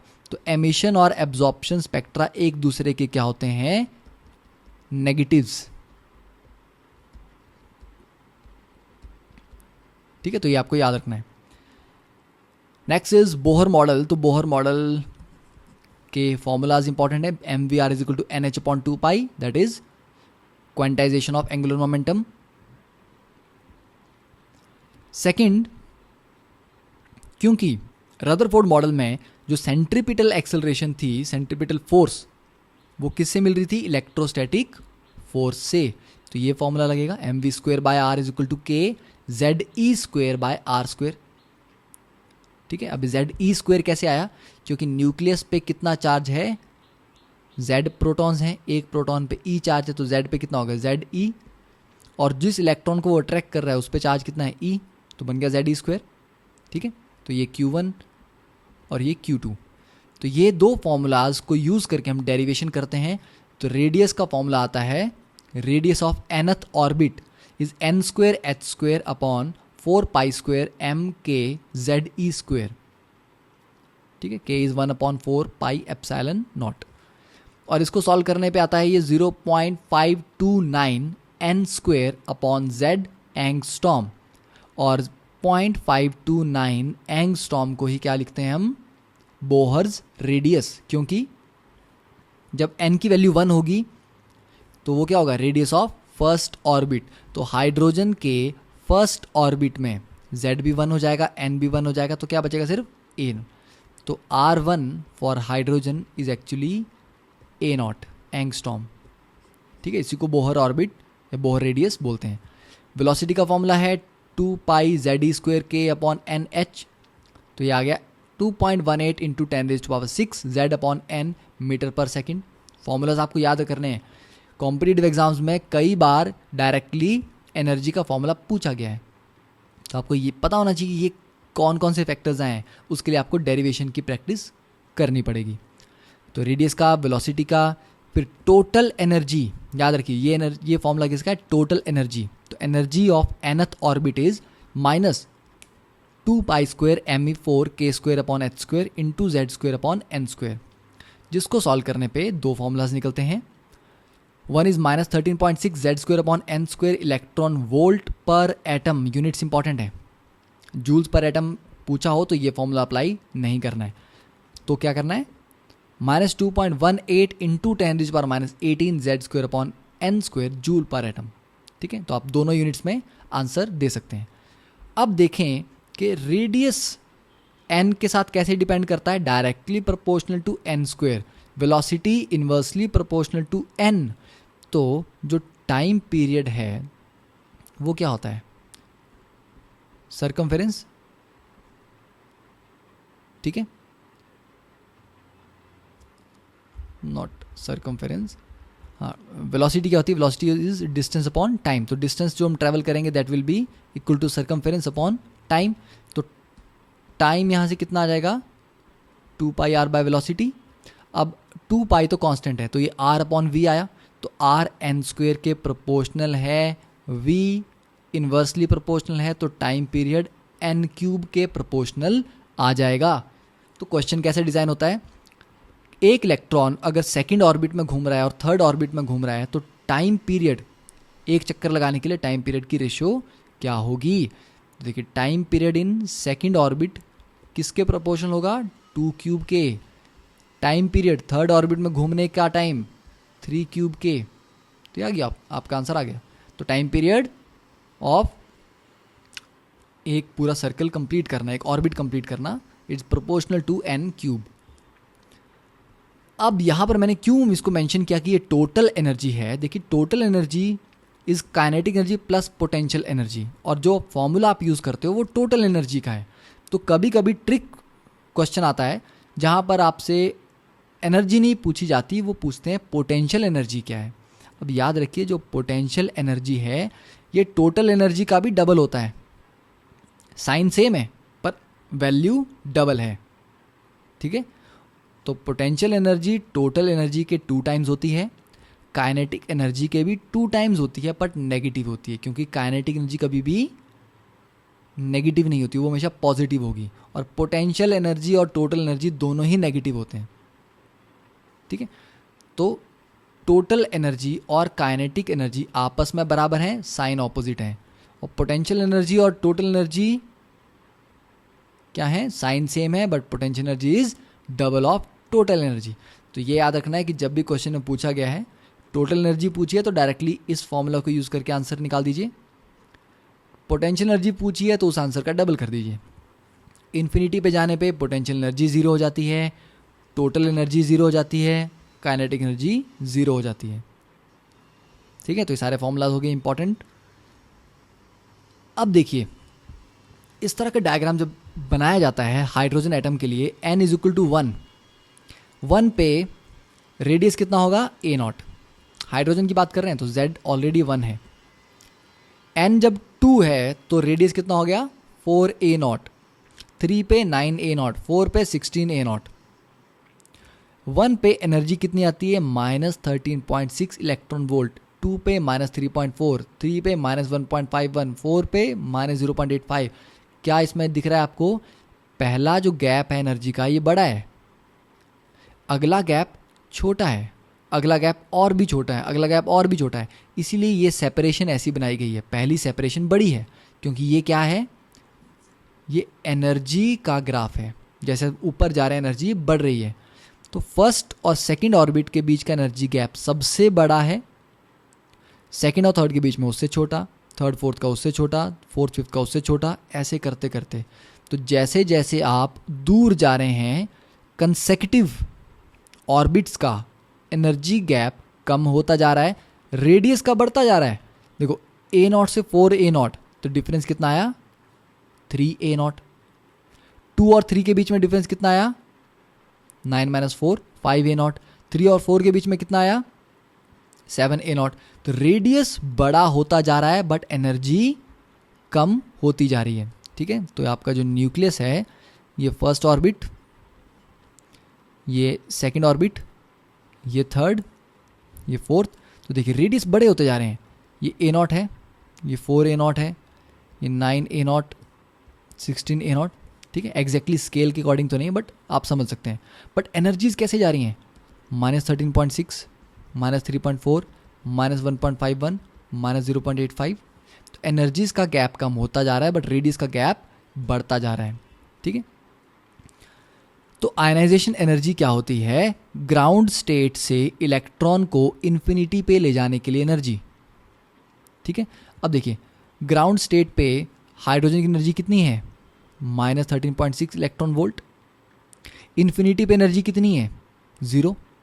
तो अभी इस वैल्यू में -13.6 में क्या ऐड करेंगे जिससे वो 0 हो जाए, +13.6। तो मतलब हुआ जो ग्राउंड स्टेट की एनर्जी है उसी का साइन चेंज कर दो तो वही आपकी आयनाइजेशन एनर्जी बन जाती है। तो हाइड्रोजन की आयनाइजेशन एनर्जी कितनी है +13.6। हीलियम पॉजिटिव की देखिए, हीलियम पॉजिटिव है उसके लिए एनर्जी का फॉर्मूला कितना होगा ग्राउंड स्टेट, तो E1 -13.6, Z कितना है हीलियम के लिए 2 है, Z²/n², n तो 1 है क्योंकि ग्राउंड स्टेट की बात कर रहे हैं, क्योंकि ग्राउंड स्टेट से ही निकालना है इलेक्ट्रॉन, तो ये कितना हो जाएगा -54.4। तो अगर एनर्जी इतनी है तो आयनाइजेशन एनर्जी उसका साइन चेंज कर देंगे +54.4। वैसे लिथियम 2 पॉजिटिव के लिए क्या हो जाएगा, Z की जगह यहाँ पे 3 आ जाएगा। ठीक है, तो 9 से मल्टीप्लाई कर लेंगे तो 122.4 इलेक्ट्रॉन वोल्ट। ओके, नेक्स्ट अब हम बात करते हैं सीरीज, जो स्पेक्ट्रल सीरीज आती हैं जब किसी भी हायर ऑर्बिट से, ठीक है, हायर ऑर्बिट से इलेक्ट्रॉन गिरता है 1 पे तो वो आता है लाइमन सीरीज, हायर से गिरता है 2 पे तो बाल्मर, हायर से गिरता है 3 पे तो पास्चन, 4 पे तो ब्रैकेट, देन पीफर्न, देन हम्फ्रे। ओके, अब याद इसमें क्या रखना है कि लाइमन सीरीज की लाइन अल्ट्रावायलेट होती हैं, बाल्मर की विजिबल होती हैं और बाकी सभी इंफ्रारेड में आती हैं। इसीलिए ये जो डायग्राम एनसीईआरटी से यहाँ पर मैंने लिया गया है। अब इस डायग्राम में देखिए, जो चाहे 2 से 1 पे गिरा, चाहे 3 से, चाहे 4, 5, 6, जो भी 1 पे गिर रही हैं वो सारी क्या हैं अल्ट्रावायलेट हैं और लाइमन सीरीज में आ रही हैं। जबकि हायर ऑर्बिट से n = 2 पे गिरने वाली बाल्मर सीरीज इन्होंने ब्लू में रिप्रेजेंट नहीं की है, इन्होंने एक्चुअल कलर दिया है यहाँ पे। ये कलर देने का रीज़न है, एग्ज़ाम में पूछा जा सकता है कि रेड लाइट के लिए, या रेड अगर आपको वेवलेंथ चाहिए तो कौन सी ट्रांजिशन होगी। अब देखो जब हम विबग्योर में चलते हैं तो इस तरफ एनर्जी बढ़ रही है, वायलेट की एनर्जी ज़्यादा होती है, रेड की एनर्जी क्या है सबसे कम। तो रेड की अगर एनर्जी सबसे कम है तो कहाँ से एनर्जी, देखो विबग्योर विजिबल है, विजिबल में गिरना किस पे है, सेकेंड लेवल पे, ठीक है। मैक्सिमम एनर्जी के लिए कहाँ से गिरना चाहिए, इन्फिनिटी से, टॉप से, सबसे बड़ा गैप आएगा। और मिनिमम एनर्जी, रेड की एनर्जी क्या है, मिनिमम, तो मिनिमम एनर्जी का जो गैप होगा उसी के अकॉर्डिंग रेड कलर आएगा।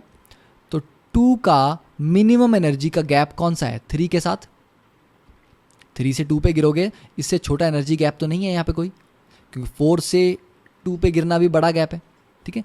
तो सबसे पहला जो 3 से 2 का जंप है उसमें रेड आता है, 4 से 2 वाले में ग्रीन आता है, फिर ब्लू आता है, फिर वायलेट आता है। तो ये इंपॉर्टेंट है एनसीईआरटी में जो डायग्राम दिया गया है, कि अगर पूछ सकता है कि वो जो सेकंड लाइन होगी बाल्मर सीरीज़ की, सेकंड लाइन का मतलब है ग्रीन, क्योंकि जो फर्स्ट लाइन है वो 3 से 2 वाली है रेड, सेकंड लाइन का मतलब है ग्रीन, तो सेकंड लाइन का कलर पूछ सकता है, ठीक है। या ग्रीन का ट्रांजिशन पूछ सकता है कि जो ग्रीन लाइन है उसकी ट्रांजिशन क्या है, 4 से 2। तो ये बहुत इंपॉर्टेंट है, ठीक है। तो कलर्स जो दिए गए हैं वो एक पर्पस के लिए यहाँ पर दिए गए हैं। नेक्स्ट देखिए, डुअल बिहेवियर ऑफ मैटर। तो डी ब्रॉगली ने 1924 में 1924 में कहा कि मैटर के पास वेव नेचर भी है, पार्टिकल नेचर भी है, इसलिए किसी भी मैटर की अगर वेवलेंथ कैलकुलेट करनी है तो lambda is equal to H upon M V, ये उसने फॉर्मूला दिया। तो M is mass of the object या पार्टिकल, वी जिस वेलोसिटी से वो जा रहा है, लैम्डा जो उसके साथ एसोसिएटेड डे ब्रॉगली वेवलेंथ होगी, एच इज प्लैंक्स कांस्टेंट। हमें पता है कि E is equal to H C by lambda होता है, और आइंस्टाइन के according E is equal to M C square भी होता है। तो इन दोनों इक्वेशंस को यूज़ करके हम लिख सकते हैं कि लैम्डा क्या है, H अपॉन एम सी। अब देखिए ये दोनों इक्वेशंस डी ब्रॉगली के इक्वेशन से बहुत पहले आ चुकी हैं। E is equal to H C by lambda की ये किसने दिया था, ये प्लैंक्स की क्वांटम थ्योरी है। E is equal to M C square किसने दिया, आइंस्टाइन ने। इन दोनों इक्वेशंस को भी यूज़ करके हम lambda is equal to H upon M C लिख सकते हैं, क्योंकि यहाँ पर हम सी स्क्वेयर यूज़ कर रहे हैं, तो सी इज बेसिकली वेलोसिटी। तो ब्रॉगली ने भी वही रिलेशन दिया, उसने सी की जगह उसको वी लिख दिया, बात सेम है। तो इसका मतलब हुआ कि आइंस्टाइन ने सजेस्ट किया था कि light can behave as a wave as well as a particle, कि लाइट का डुअल कैरेक्टर हो सकता है, ठीक है। जिसको फाइनली फिर डी ब्रॉगली ने एक अपने पेपर में जस्टिफाई कर दिया कि हाँ डुअल नेचर होती है, और ये उसका फॉर्मूला है उसकी वेवलेंथ कैलकुलेट करने के लिए। सेकंड, अगर किसी इलेक्ट्रॉन को v पोटेंशियल से एक्सेलरेट करते हैं तो half M V square is equal to E into V होता है, this is the work done. जब आप किसी पोटेंशियल v से एक्सेलरेट करते हो तो this is the work done, and work done is equal to kinetic energy. तो आपके पास एम वी आ जाएगा root 2 EM V, V is the potential, ठीक है। और एम वी को क्या लिखते हैं हम, लीनियर मोमेंटम।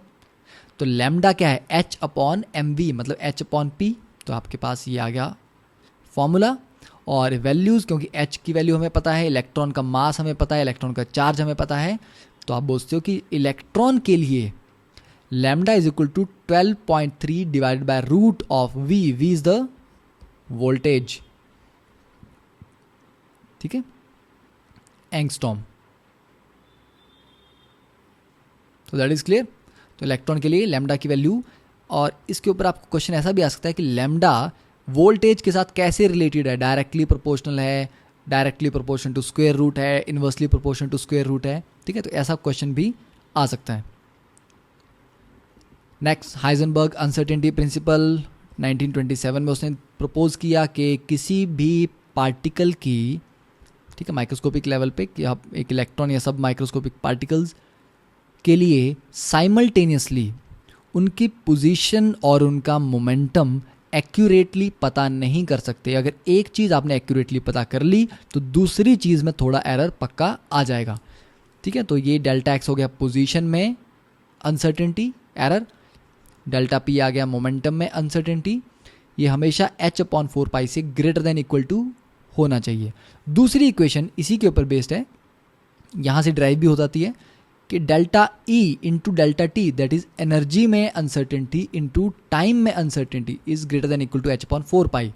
तो ये दो प्रिंसिपल दिए थे हाइजेनबर्ग ने, ठीक है। तो डेल्टा एक्स क्या है, uncertainty in position. Next the Schrödinger equation. तो स्क्रोडिंगर इक्वेशन, हाँ ये थोड़ा टिपिकल पॉइंट है क्योंकि यहाँ पर बच्चे जनरली कंफ्यूज रहते हैं कि वेव इक्वेशन होती क्या है.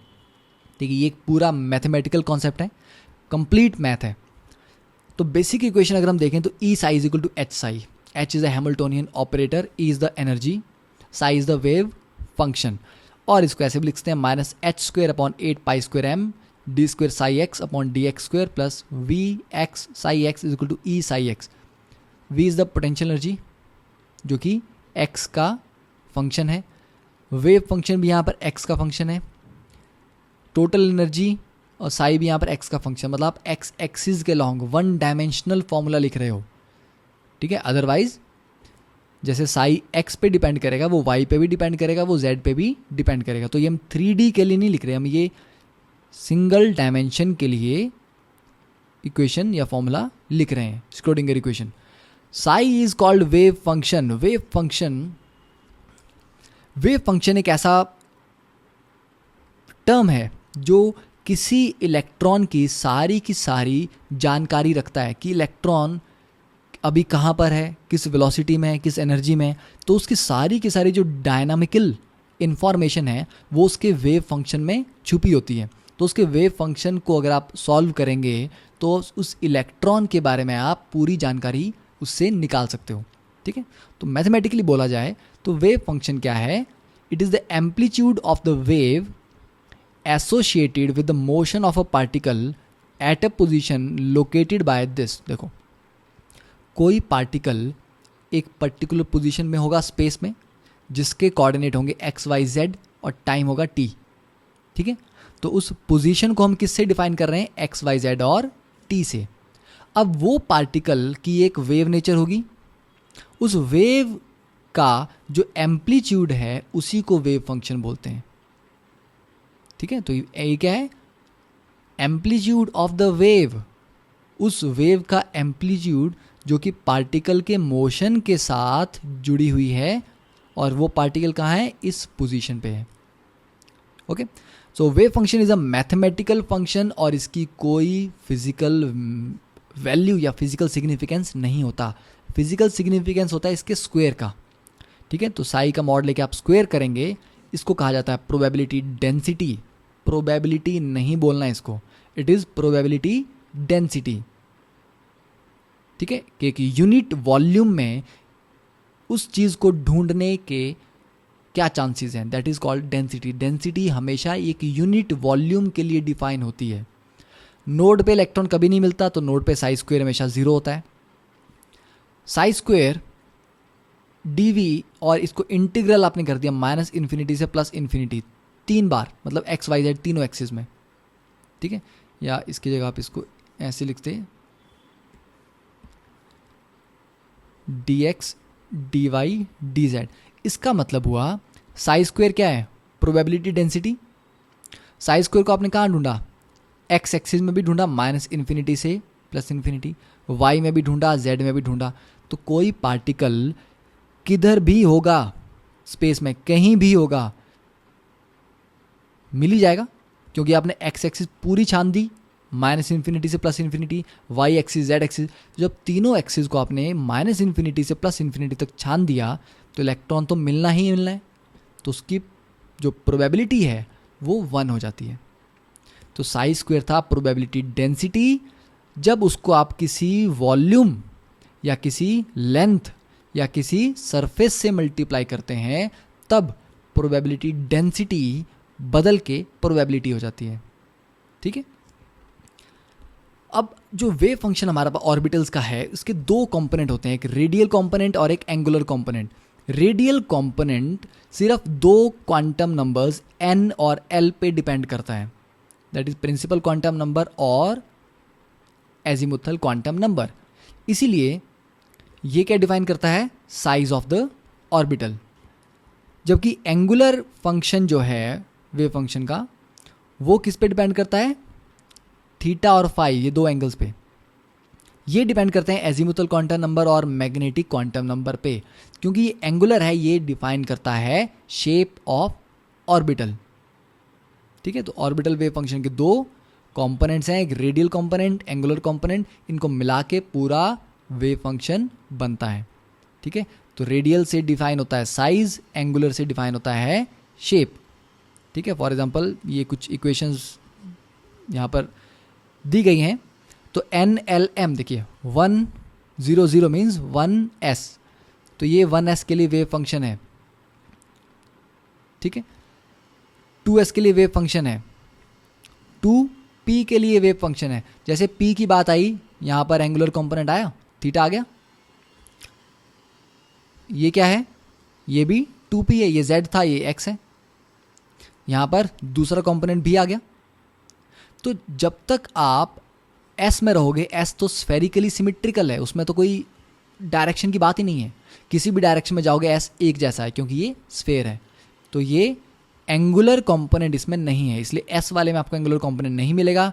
पर जैसे आप P में आ जाएंगे, आपको एंगुलर कंपोनेंट थीटा और फाई मिलना स्टार्ट होंगे, क्योंकि P की शेप डिफाइन होती है। देखिए ये आपका P ऑर्बिटल है, इसका मतलब है अगर ये Px है तो ये x एक्सिस हुई, ये y एक्सिस हुई। तो आप x एक्सिस के अलोंग जा रहे हो तो आपको इस तरह का क्लाउड मिलेगा जहाँ पर इलेक्ट्रॉन हो सकता है। पर आप अगर इस एक्सिस में जा रहे हो तो नहीं मिलेगा। तो आप किस डायरेक्शन में जा रहे हो ये बहुत इंपॉर्टेंट है। पर यहाँ पर सेंटर से किसी भी डायरेक्शन में s में जाएंगे एक ही चीज़ मिलेगी, इसलिए एंगल का कोई सिग्निफिकेंस नहीं होता। तो एंगल का सिग्निफिकेंस s को छोड़ के बाकी ऑर्बिटल्स में है, p में है, d में है, f में है। ठीक है, तो ये वेव फंक्शंस का सैंपल आप देख सकते हैं कि इस तरह के वेव फंक्शन दिखने में लगते हैं, थोड़े डरावने होते हैं, बट हमें इनसे कुछ नहीं करना है, हमें इनको सॉल्व नहीं करना है, हमें इनसे कोई मतलब ज़्यादा मतलब नहीं है। ठीक है, एक छोटी सी ट्रिक इसमें रहती है। देखिए यहाँ जो सिग्मा दिया गया है ये बेसिकली क्या है, ZR/A0। मान लीजिए आपको मैंने ये 2s वाला वेव फंक्शन दे दिया, मैंने पूछा फाइंड द नोड। ठीक है, नोड फाइंड करना है। भाई नोड पे होता क्या है, नोड पे साई स्क्वायर 0 हो जाता है। साई आपको दिया है, इसका स्क्वायर कर दो, उसको 0 कर दो। अब ना तो ये 4 0 होना है, ये जो टर्म है ये तो कभी 0 हो नहीं सकती, यही टर्म 0 होगी ना, ये पावर ये 0 नहीं हो सकती। तो 2 माइनस सिग्मा, अब देखो इसका ये 0 होगी तभी तो जाके स्क्वायर 0 होगा। तो इसका मतलब हुआ 2 is equal to sigma. Sigma क्या है, ZR/A0। तो R कितना हो गया, 2A0/Z। तो नोड किस रेडियस पे मिल रहा है, 2A0/Z पे आपको नोड मिल रहा है, सिंपल है। तो जब भी ऐसी इक्वेशन दी हो, नोड फाइंड करना हो, सीधा उसको स्क्वायर करके 0 इक्वेट कर देना है। Okay okay, next is the graph. यहाँ पर 2 दिए गए हैं। तो ये ग्राफ इसलिए दिए गए हैं कि अगर आपकी टेक्स्ट बुक्स में नहीं है तो आप इनको नोट डाउन कर सकते हैं। ये R मीन्स रेडियल कंपोनेंट है। साई का जो कंपोनेंट N और L पे डिपेंड करता है, वो डिस्टेंस के साथ कैसे वेरी करता है। ठीक है, तो साई का आप स्क्वायर करेंगे तो क्या होगा, पहला जो 1s का ग्राफ है ये तो एंटायरली पॉजिटिव है। तो ये यहाँ अगर आप स्क्वायर कर देंगे तो ये जब ग्राफ जब नीचे जाएगा 2s का स्क्वायर करने पे ये किस तरह से आ जाएगा, इस तरह से। ठीक है, आपने जस्ट जहाँ से नीचे जा रहा है उसकी मिरर इमेज ले देनी है। 2p का भी एंटायरली पॉजिटिव है, 3s का जहाँ से वो नेगेटिव हो रहा है वहाँ से आप उसकी मिरर इमेज ले लें, और ये आपका Sai square versus distance graph बन जाएगा। ये जो 4 कर्व दिए गए हैं 1s 2s 2p और 3s के लिए, ये रेडियल प्रोबेबिलिटी डिस्ट्रीब्यूशन के लिए हैं, जिसमें आप प्रोबेबिलिटी डेंसिटी को मल्टीप्लाई करते हैं 4πr² से। ठीक है, तो आप इनको नोट डाउन कर सकते हैं, और जहाँ जहाँ पर ये 0 को टच कर रहे हैं वो आपका नोडल पॉइंट है। 1s में कोई नोड नहीं है, 2s में यहाँ पर एक नोड आ रहा है, 2p में कोई नोड नहीं है, 3s में 2 पॉइंट्स पे नोड आ रहे हैं। ठीक है, नोड आप यहाँ से भी बता सकते हैं। 3s में ये कितनी बार 0 को टच कर रहा है, 2 बार, 2 नोड्स हैं। 2p में ये 0 को टच नहीं करता, इसके ऑलमोस्ट पैरेलल चला जाता है, कोई नोड नहीं है। 2s में 1 बार 0 को टच कर रहा है, उसके बाद ये आके यहाँ से पैरेलल चला जाएगा। ठीक है, तो नोड्स जहाँ पर भी आपका ये साई का कर्व 0 को कट कर रहा है, या साई स्क्वायर 0 को टच कर रहा है, या रेडियल प्रोबेबिलिटी डिस्ट्रीब्यूशन 0 को टच कर रहा है, those are your nodal points. ठीक है, इसकी डिटेल एक्सप्लेनेशन इस लेक्चर में नहीं होगी, नेक्स्ट इज रेडियल नोड्स और एंगुलर नोड्स। रेडियल नोड्स का फॉर्मूला है n minus L minus one, angular nodes होते हैं l, टोटल नोड्स मिला के हो गए n माइनस वन। देखिए 2p हम जो नॉर्मल ऐसे ड्रॉ करते हैं बेसिकली 2p ऑर्बिटल है, तो 2p के लिए टोटल नोड्स कितने हो जाएंगे, n कितना है 2, p के लिए l की वैल्यू कितनी होती है 1, तो एंगुलर नोड इसमें एक है, रेडियल नोड कितना है 2 माइनस वन 0, तो टोटल नोड्स कितने हो गए n minus one 2 minus one 1। ठीक है, तो यहाँ पर बात कर रहे हैं हम n माइनस टू का मतलब है रेडियल नोड्स। ठीक है, ये जो एक डायग्राम है ये आपको रेडियल नोड्स बता रहा है। तो 2p में रेडियल नोड्स कितने हैं 0, n minus L minus one.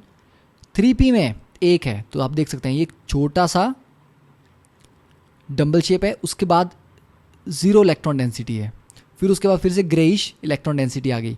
तो यहाँ पर डंबल के बाहर एक और बड़ा डंबल है, उनके बीच में ये जो एरिया है ये क्या है आपका नोडल एरिया। तो ये क्या हुआ रेडियल नोड। ठीक है, नेक्स्ट 4p में रेडियल नोड्स कितने हैं n माइनस टू, 2 हैं।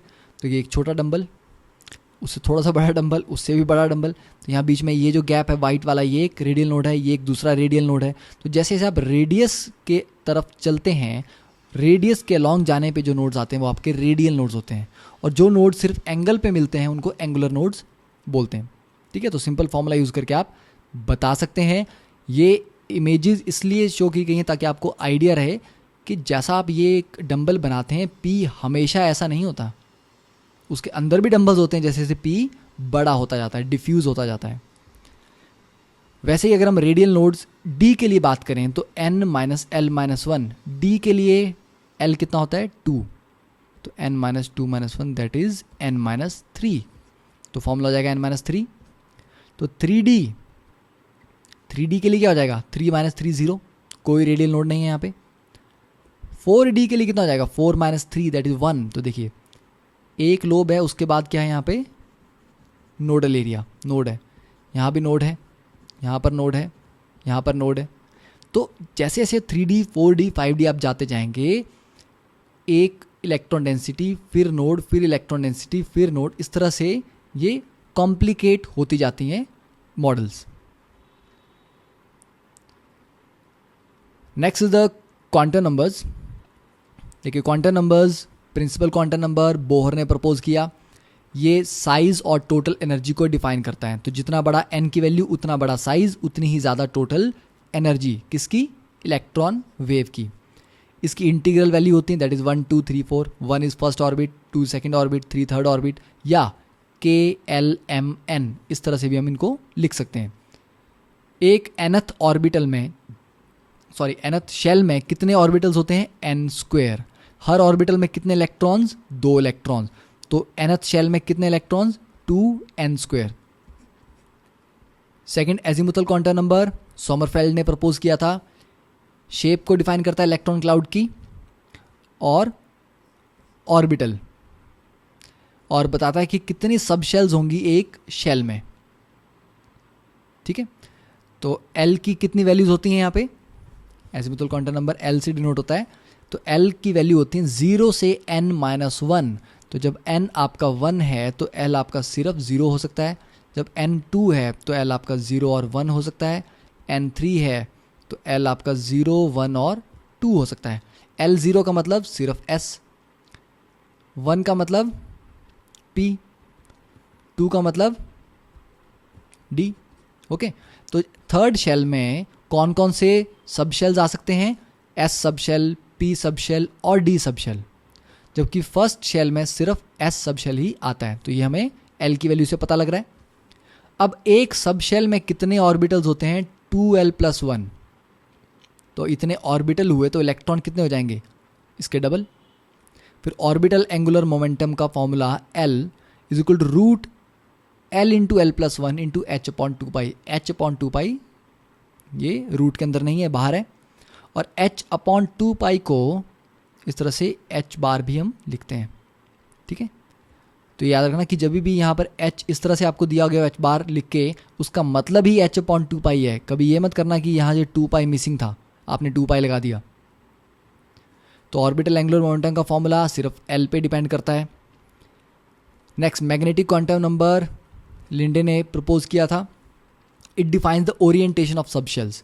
फॉर एग्जाम्पल, एल की वैल्यू जब आपके पास 1 है तो एम क्या हो सकता है, माइनस एल से लेके प्लस एल तक, मतलब -1 0 +1।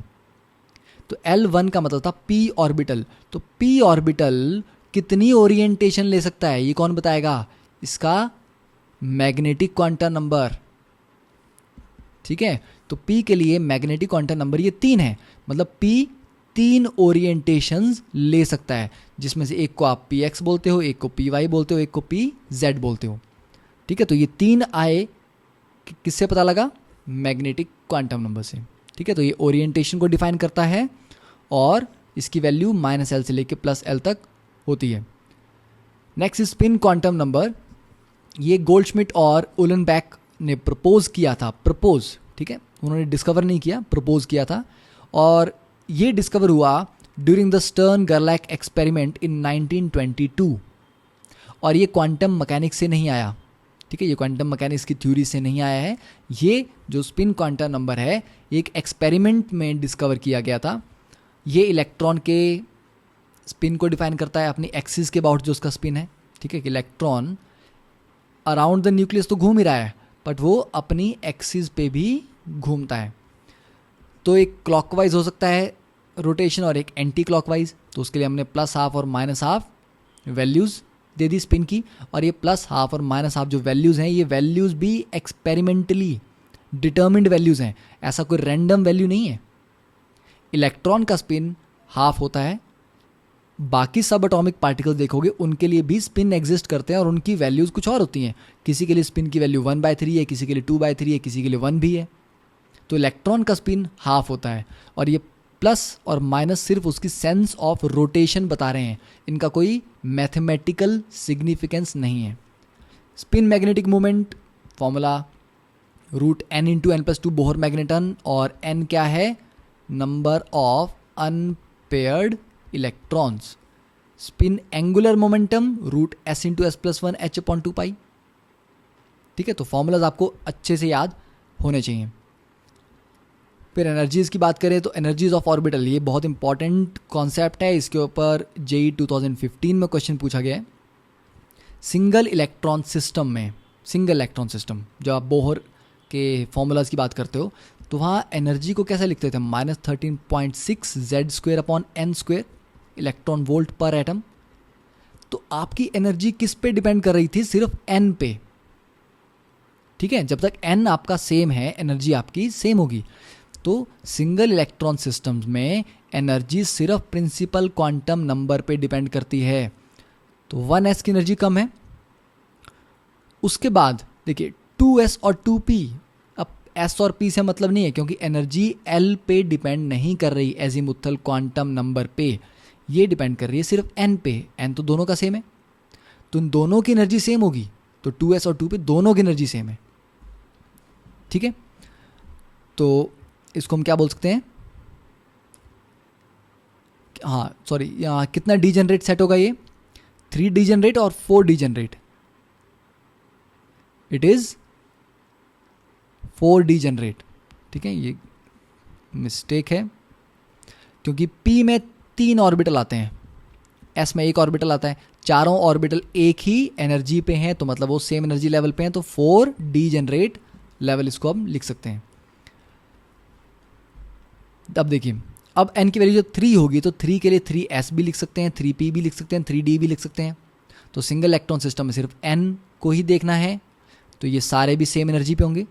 तो इलेक्ट्रॉन चाहे s में जाए, चाहे p में जाए या d में जाए, सबकी एनर्जी सेम है, वो किसी में भी जा सकता है। तो ये 5 d के ऑर्बिटल, 3 p के ऑर्बिटल और 1 s का ऑर्बिटल, ये सारे 9 ऑर्बिटल एक एनर्जी लेवल पे हैं, तो ये 9 फोल्ड डीजेनरेट हुआ। उसी तरह 4 में 4s, 4p, 4d, 4f सारे सेम एनर्जी के हैं, तो ये 16 फोल्ड डीजेनरेट हुए, ठीक है, तो सेम एनर्जी के ऑर्बिटल्स को डीजनरेट कहा जाता है। बट अगर हम मल्टी इलेक्ट्रॉन सिस्टम्स की बात करें, दो या दो से ज़्यादा इलेक्ट्रॉन, तब एनर्जी n और l दोनों पे डिपेंड करती है, और उसके लिए हम n+l रूल लगाते हैं, जिसकी n+l हायर होगी उसकी एनर्जी ज़्यादा होगी। तो 1s के लिए n+l कितना है, 1 + 0 1, 2s के लिए 2 + 0 2, 2p के लिए 2 + 1 3, 3s के लिए 3 + 0 3। अब जहाँ पर n+l बराबर आ गए, वहाँ पर जिसका n बड़ा हो उसकी एनर्जी ज़्यादा होगी, ठीक है। 3p के लिए 3 + 1 4, 4s के लिए 4 + 0 4, तो यहाँ पर भी जिसका n बड़ा है वो ज़्यादा एनर्जी पे है। 3d में 5, 4p में भी 5, 5s में 5, 4d में 6, ठीक है। तो ये फिलिंग ऑर्डर है जिसको आप ऑफ बाउ प्रिंसिपल लिखते हैं, ठीक है। तो पहला इलेक्ट्रॉन 1s में जाएगा, ये कंप्लीटली फिल होगा, फिर 2s में जाएगा, वो भरेगा, फिर 2p में जाएगा।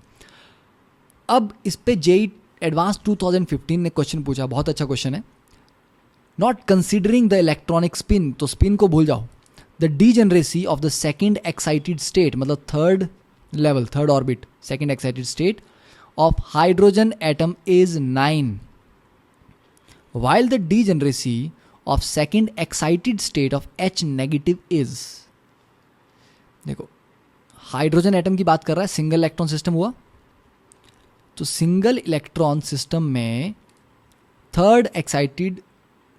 सेकेंड एक्साइटेड स्टेट मतलब n = 3, देखिए n = 3 में वो इलेक्ट्रॉन चाहे s में जाए या p में जाए या d में जाए, 9 डीजनरेट ऑर्बिटल्स हैं, तो यस डीजनरेसी क्या है, 9 है। तो ये यही एक्सप्लेन कर रहा है फर्स्ट लाइन। अब पूछ रहा है कि H नेगेटिव में सेकंड एक्साइटेड स्टेट कैसी होगी। अब H नेगेटिव में कितने इलेक्ट्रॉन्स होते हैं, 2 इलेक्ट्रॉन, तो अब ये किस में आ गया, मल्टी इलेक्ट्रॉन सिस्टम में।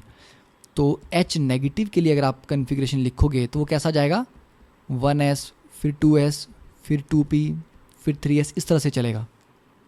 अब ये आपकी आ गई ग्राउंड स्टेट, ये आपकी फर्स्ट एक्साइटेड स्टेट, ये आपकी आ गई second excited state.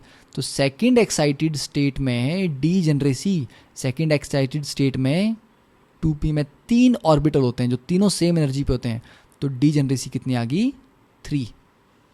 Simple question था, बट बहुत सारे स्टूडेंट्स और इवन बहुत सारे टीचर्स भी इस क्वेश्चन में कंफ्यूज रहे हैं, क्योंकि क्वेश्चन बहुत ही डिफरेंट टाइप का क्वेश्चन पूछा गया है, ठीक है। इस तरह का क्वेश्चन पहले कभी पूछा नहीं गया, और इस कॉन्सेप्ट को बहुत टाइम से किसी ने डिस्कस नहीं किया है किसी एग्ज़ाम में, ठीक है। जबकि एनसीईआरटी ने मेंशन किया है, ये जो दोनों आर्टिकल लिए गए हैं ये मैंने एनसीईआरटी से एग्जैक्टली लिखे हैं, तो एनसीईआरटी ने ये चीज़ मेंशन की है, बट स्टूडेंट्स जनरली एनसीईआरटी को सीरियसली नहीं पढ़ते, ठीक है।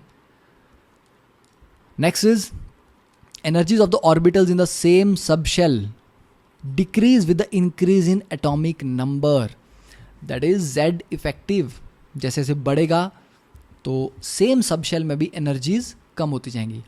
मतलब 2s सेम सबशेल, हाइड्रोजन का देख लो, 2s ऑर्बिटल लिथियम का देख लो, और 2s ही सोडियम और पोटाशियम का देख लो। सभी के हम 2s 2s 2s देख रहे हैं, पर जब आप हाइड्रोजन से नीचे आते हैं, hydrogen, lithium, sodium, potassium, rubidium, caesium, down the group जब आप जाते हैं तो एटॉमिक नंबर Z इफेक्टिव क्या होता है, हम बोलते हैं कि ऑलमोस्ट कांस्टेंट रहता है, बट एक्चुअली Z इफेक्टिव क्या होता है, बढ़ता है। तो Z इफेक्टिव इंक्रीजेज, नीचे जाने पे थोड़ा सा बढ़ता है, ठीक है। तो Z इफेक्टिव के इंक्रीज होने से क्या फ़र्क पड़ेगा, जैसे जैसे Z इफेक्टिव बढ़ेगा जो एनर्जीज़ हैं वो कम होती जाएंगी। तो K का Z इफेक्टिव ज़्यादा है, इसकी एनर्जी सबसे कम है। तो ऐसा है कि 2s अगर आप दो अलग अलग एलिमेंट्स का कंपेयर करते हो तो उन दोनों की एनर्जी सेम नहीं होती, वो उसके Z इफेक्टिव पे डिपेंड करती है। तो जैसे Z इफेक्टिव बढ़ता है, ऑर्बिटल्स की एनर्जी सेम सबशेल के डिक्रीज करती है। Next is the Pauli's exclusion principle. देखो पॉली सीधी सी बात है, पॉली बोलता है कि एक ऑर्बिटल में 2 से ज़्यादा इलेक्ट्रॉन नहीं आ सकते। क्यों नहीं आ सकते? क्योंकि एक ऑर्बिटल में सपोज मैं 2px की बात करता हूँ तो इसके लिए n कितना हो गया 2, l कितना हो गया 1, m मान लो -1। अब स्पिन क्या हो सकता है? या तो -½ हो सकता है या +½ तो जो इलेक्ट्रॉन मैं डालूंगा एक बार उसकी क्या आ जाएगा, सेट ऑफ 4 क्वांटम नंबर 2 1 -1 -½ दूसरा इलेक्ट्रॉन जो मैं डालूंगा वो भी 2 1 -1 +½ अब अगर मैंने तीसरा इलेक्ट्रॉन डालने की ट्राई की तो स्पिन की तो 2 ही वैल्यूज़ हैं, तो मेरे को दोबारा से क्या लिखना पड़ेगा, या तो +½ या -½ तो मान लीजिए मैंने तीसरा इलेक्ट्रॉन भी डाल दिया, ठीक है, 2 1 -1 +½ ये दोनों सेम हो गए। 2 इलेक्ट्रॉन्स के लिए same set of all 4 quantum numbers का मतलब है दोनों का सेम एड्रेस।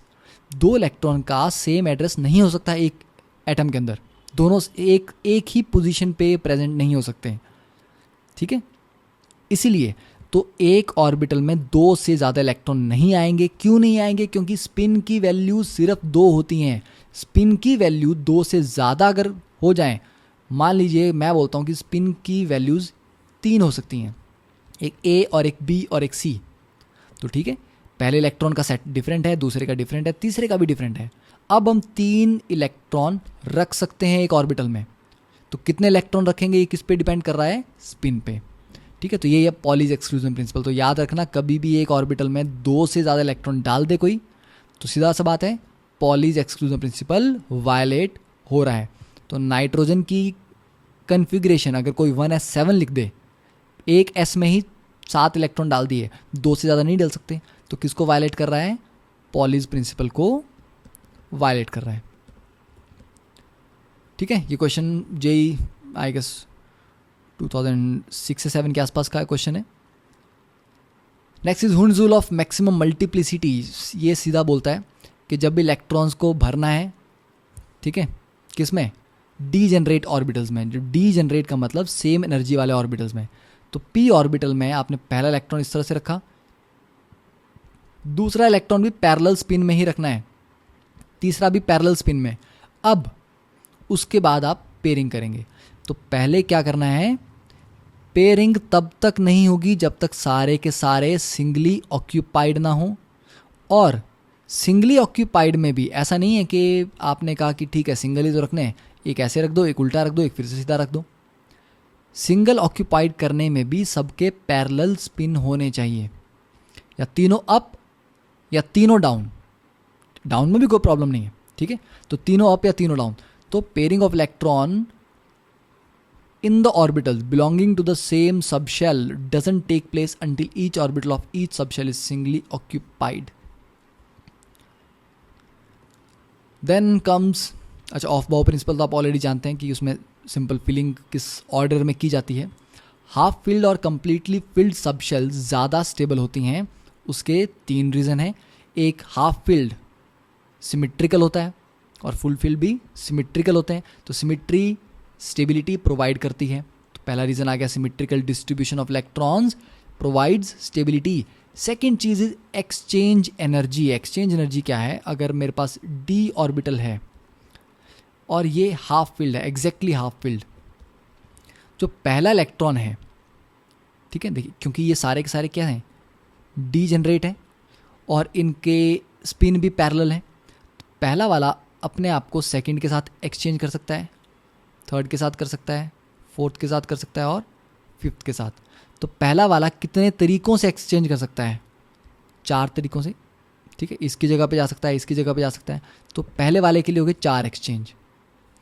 अब दूसरे वाले के लिए देखो, दूसरे वाले का ये वाला एक्सचेंज हमने ऑलरेडी यहाँ लिख दिया, ये अब इसके साथ कर सकता है, इसके साथ भी कर सकता है और इसके साथ भी। तो दूसरे वाले के लिए कितने आ गए, 3 एक्सचेंज।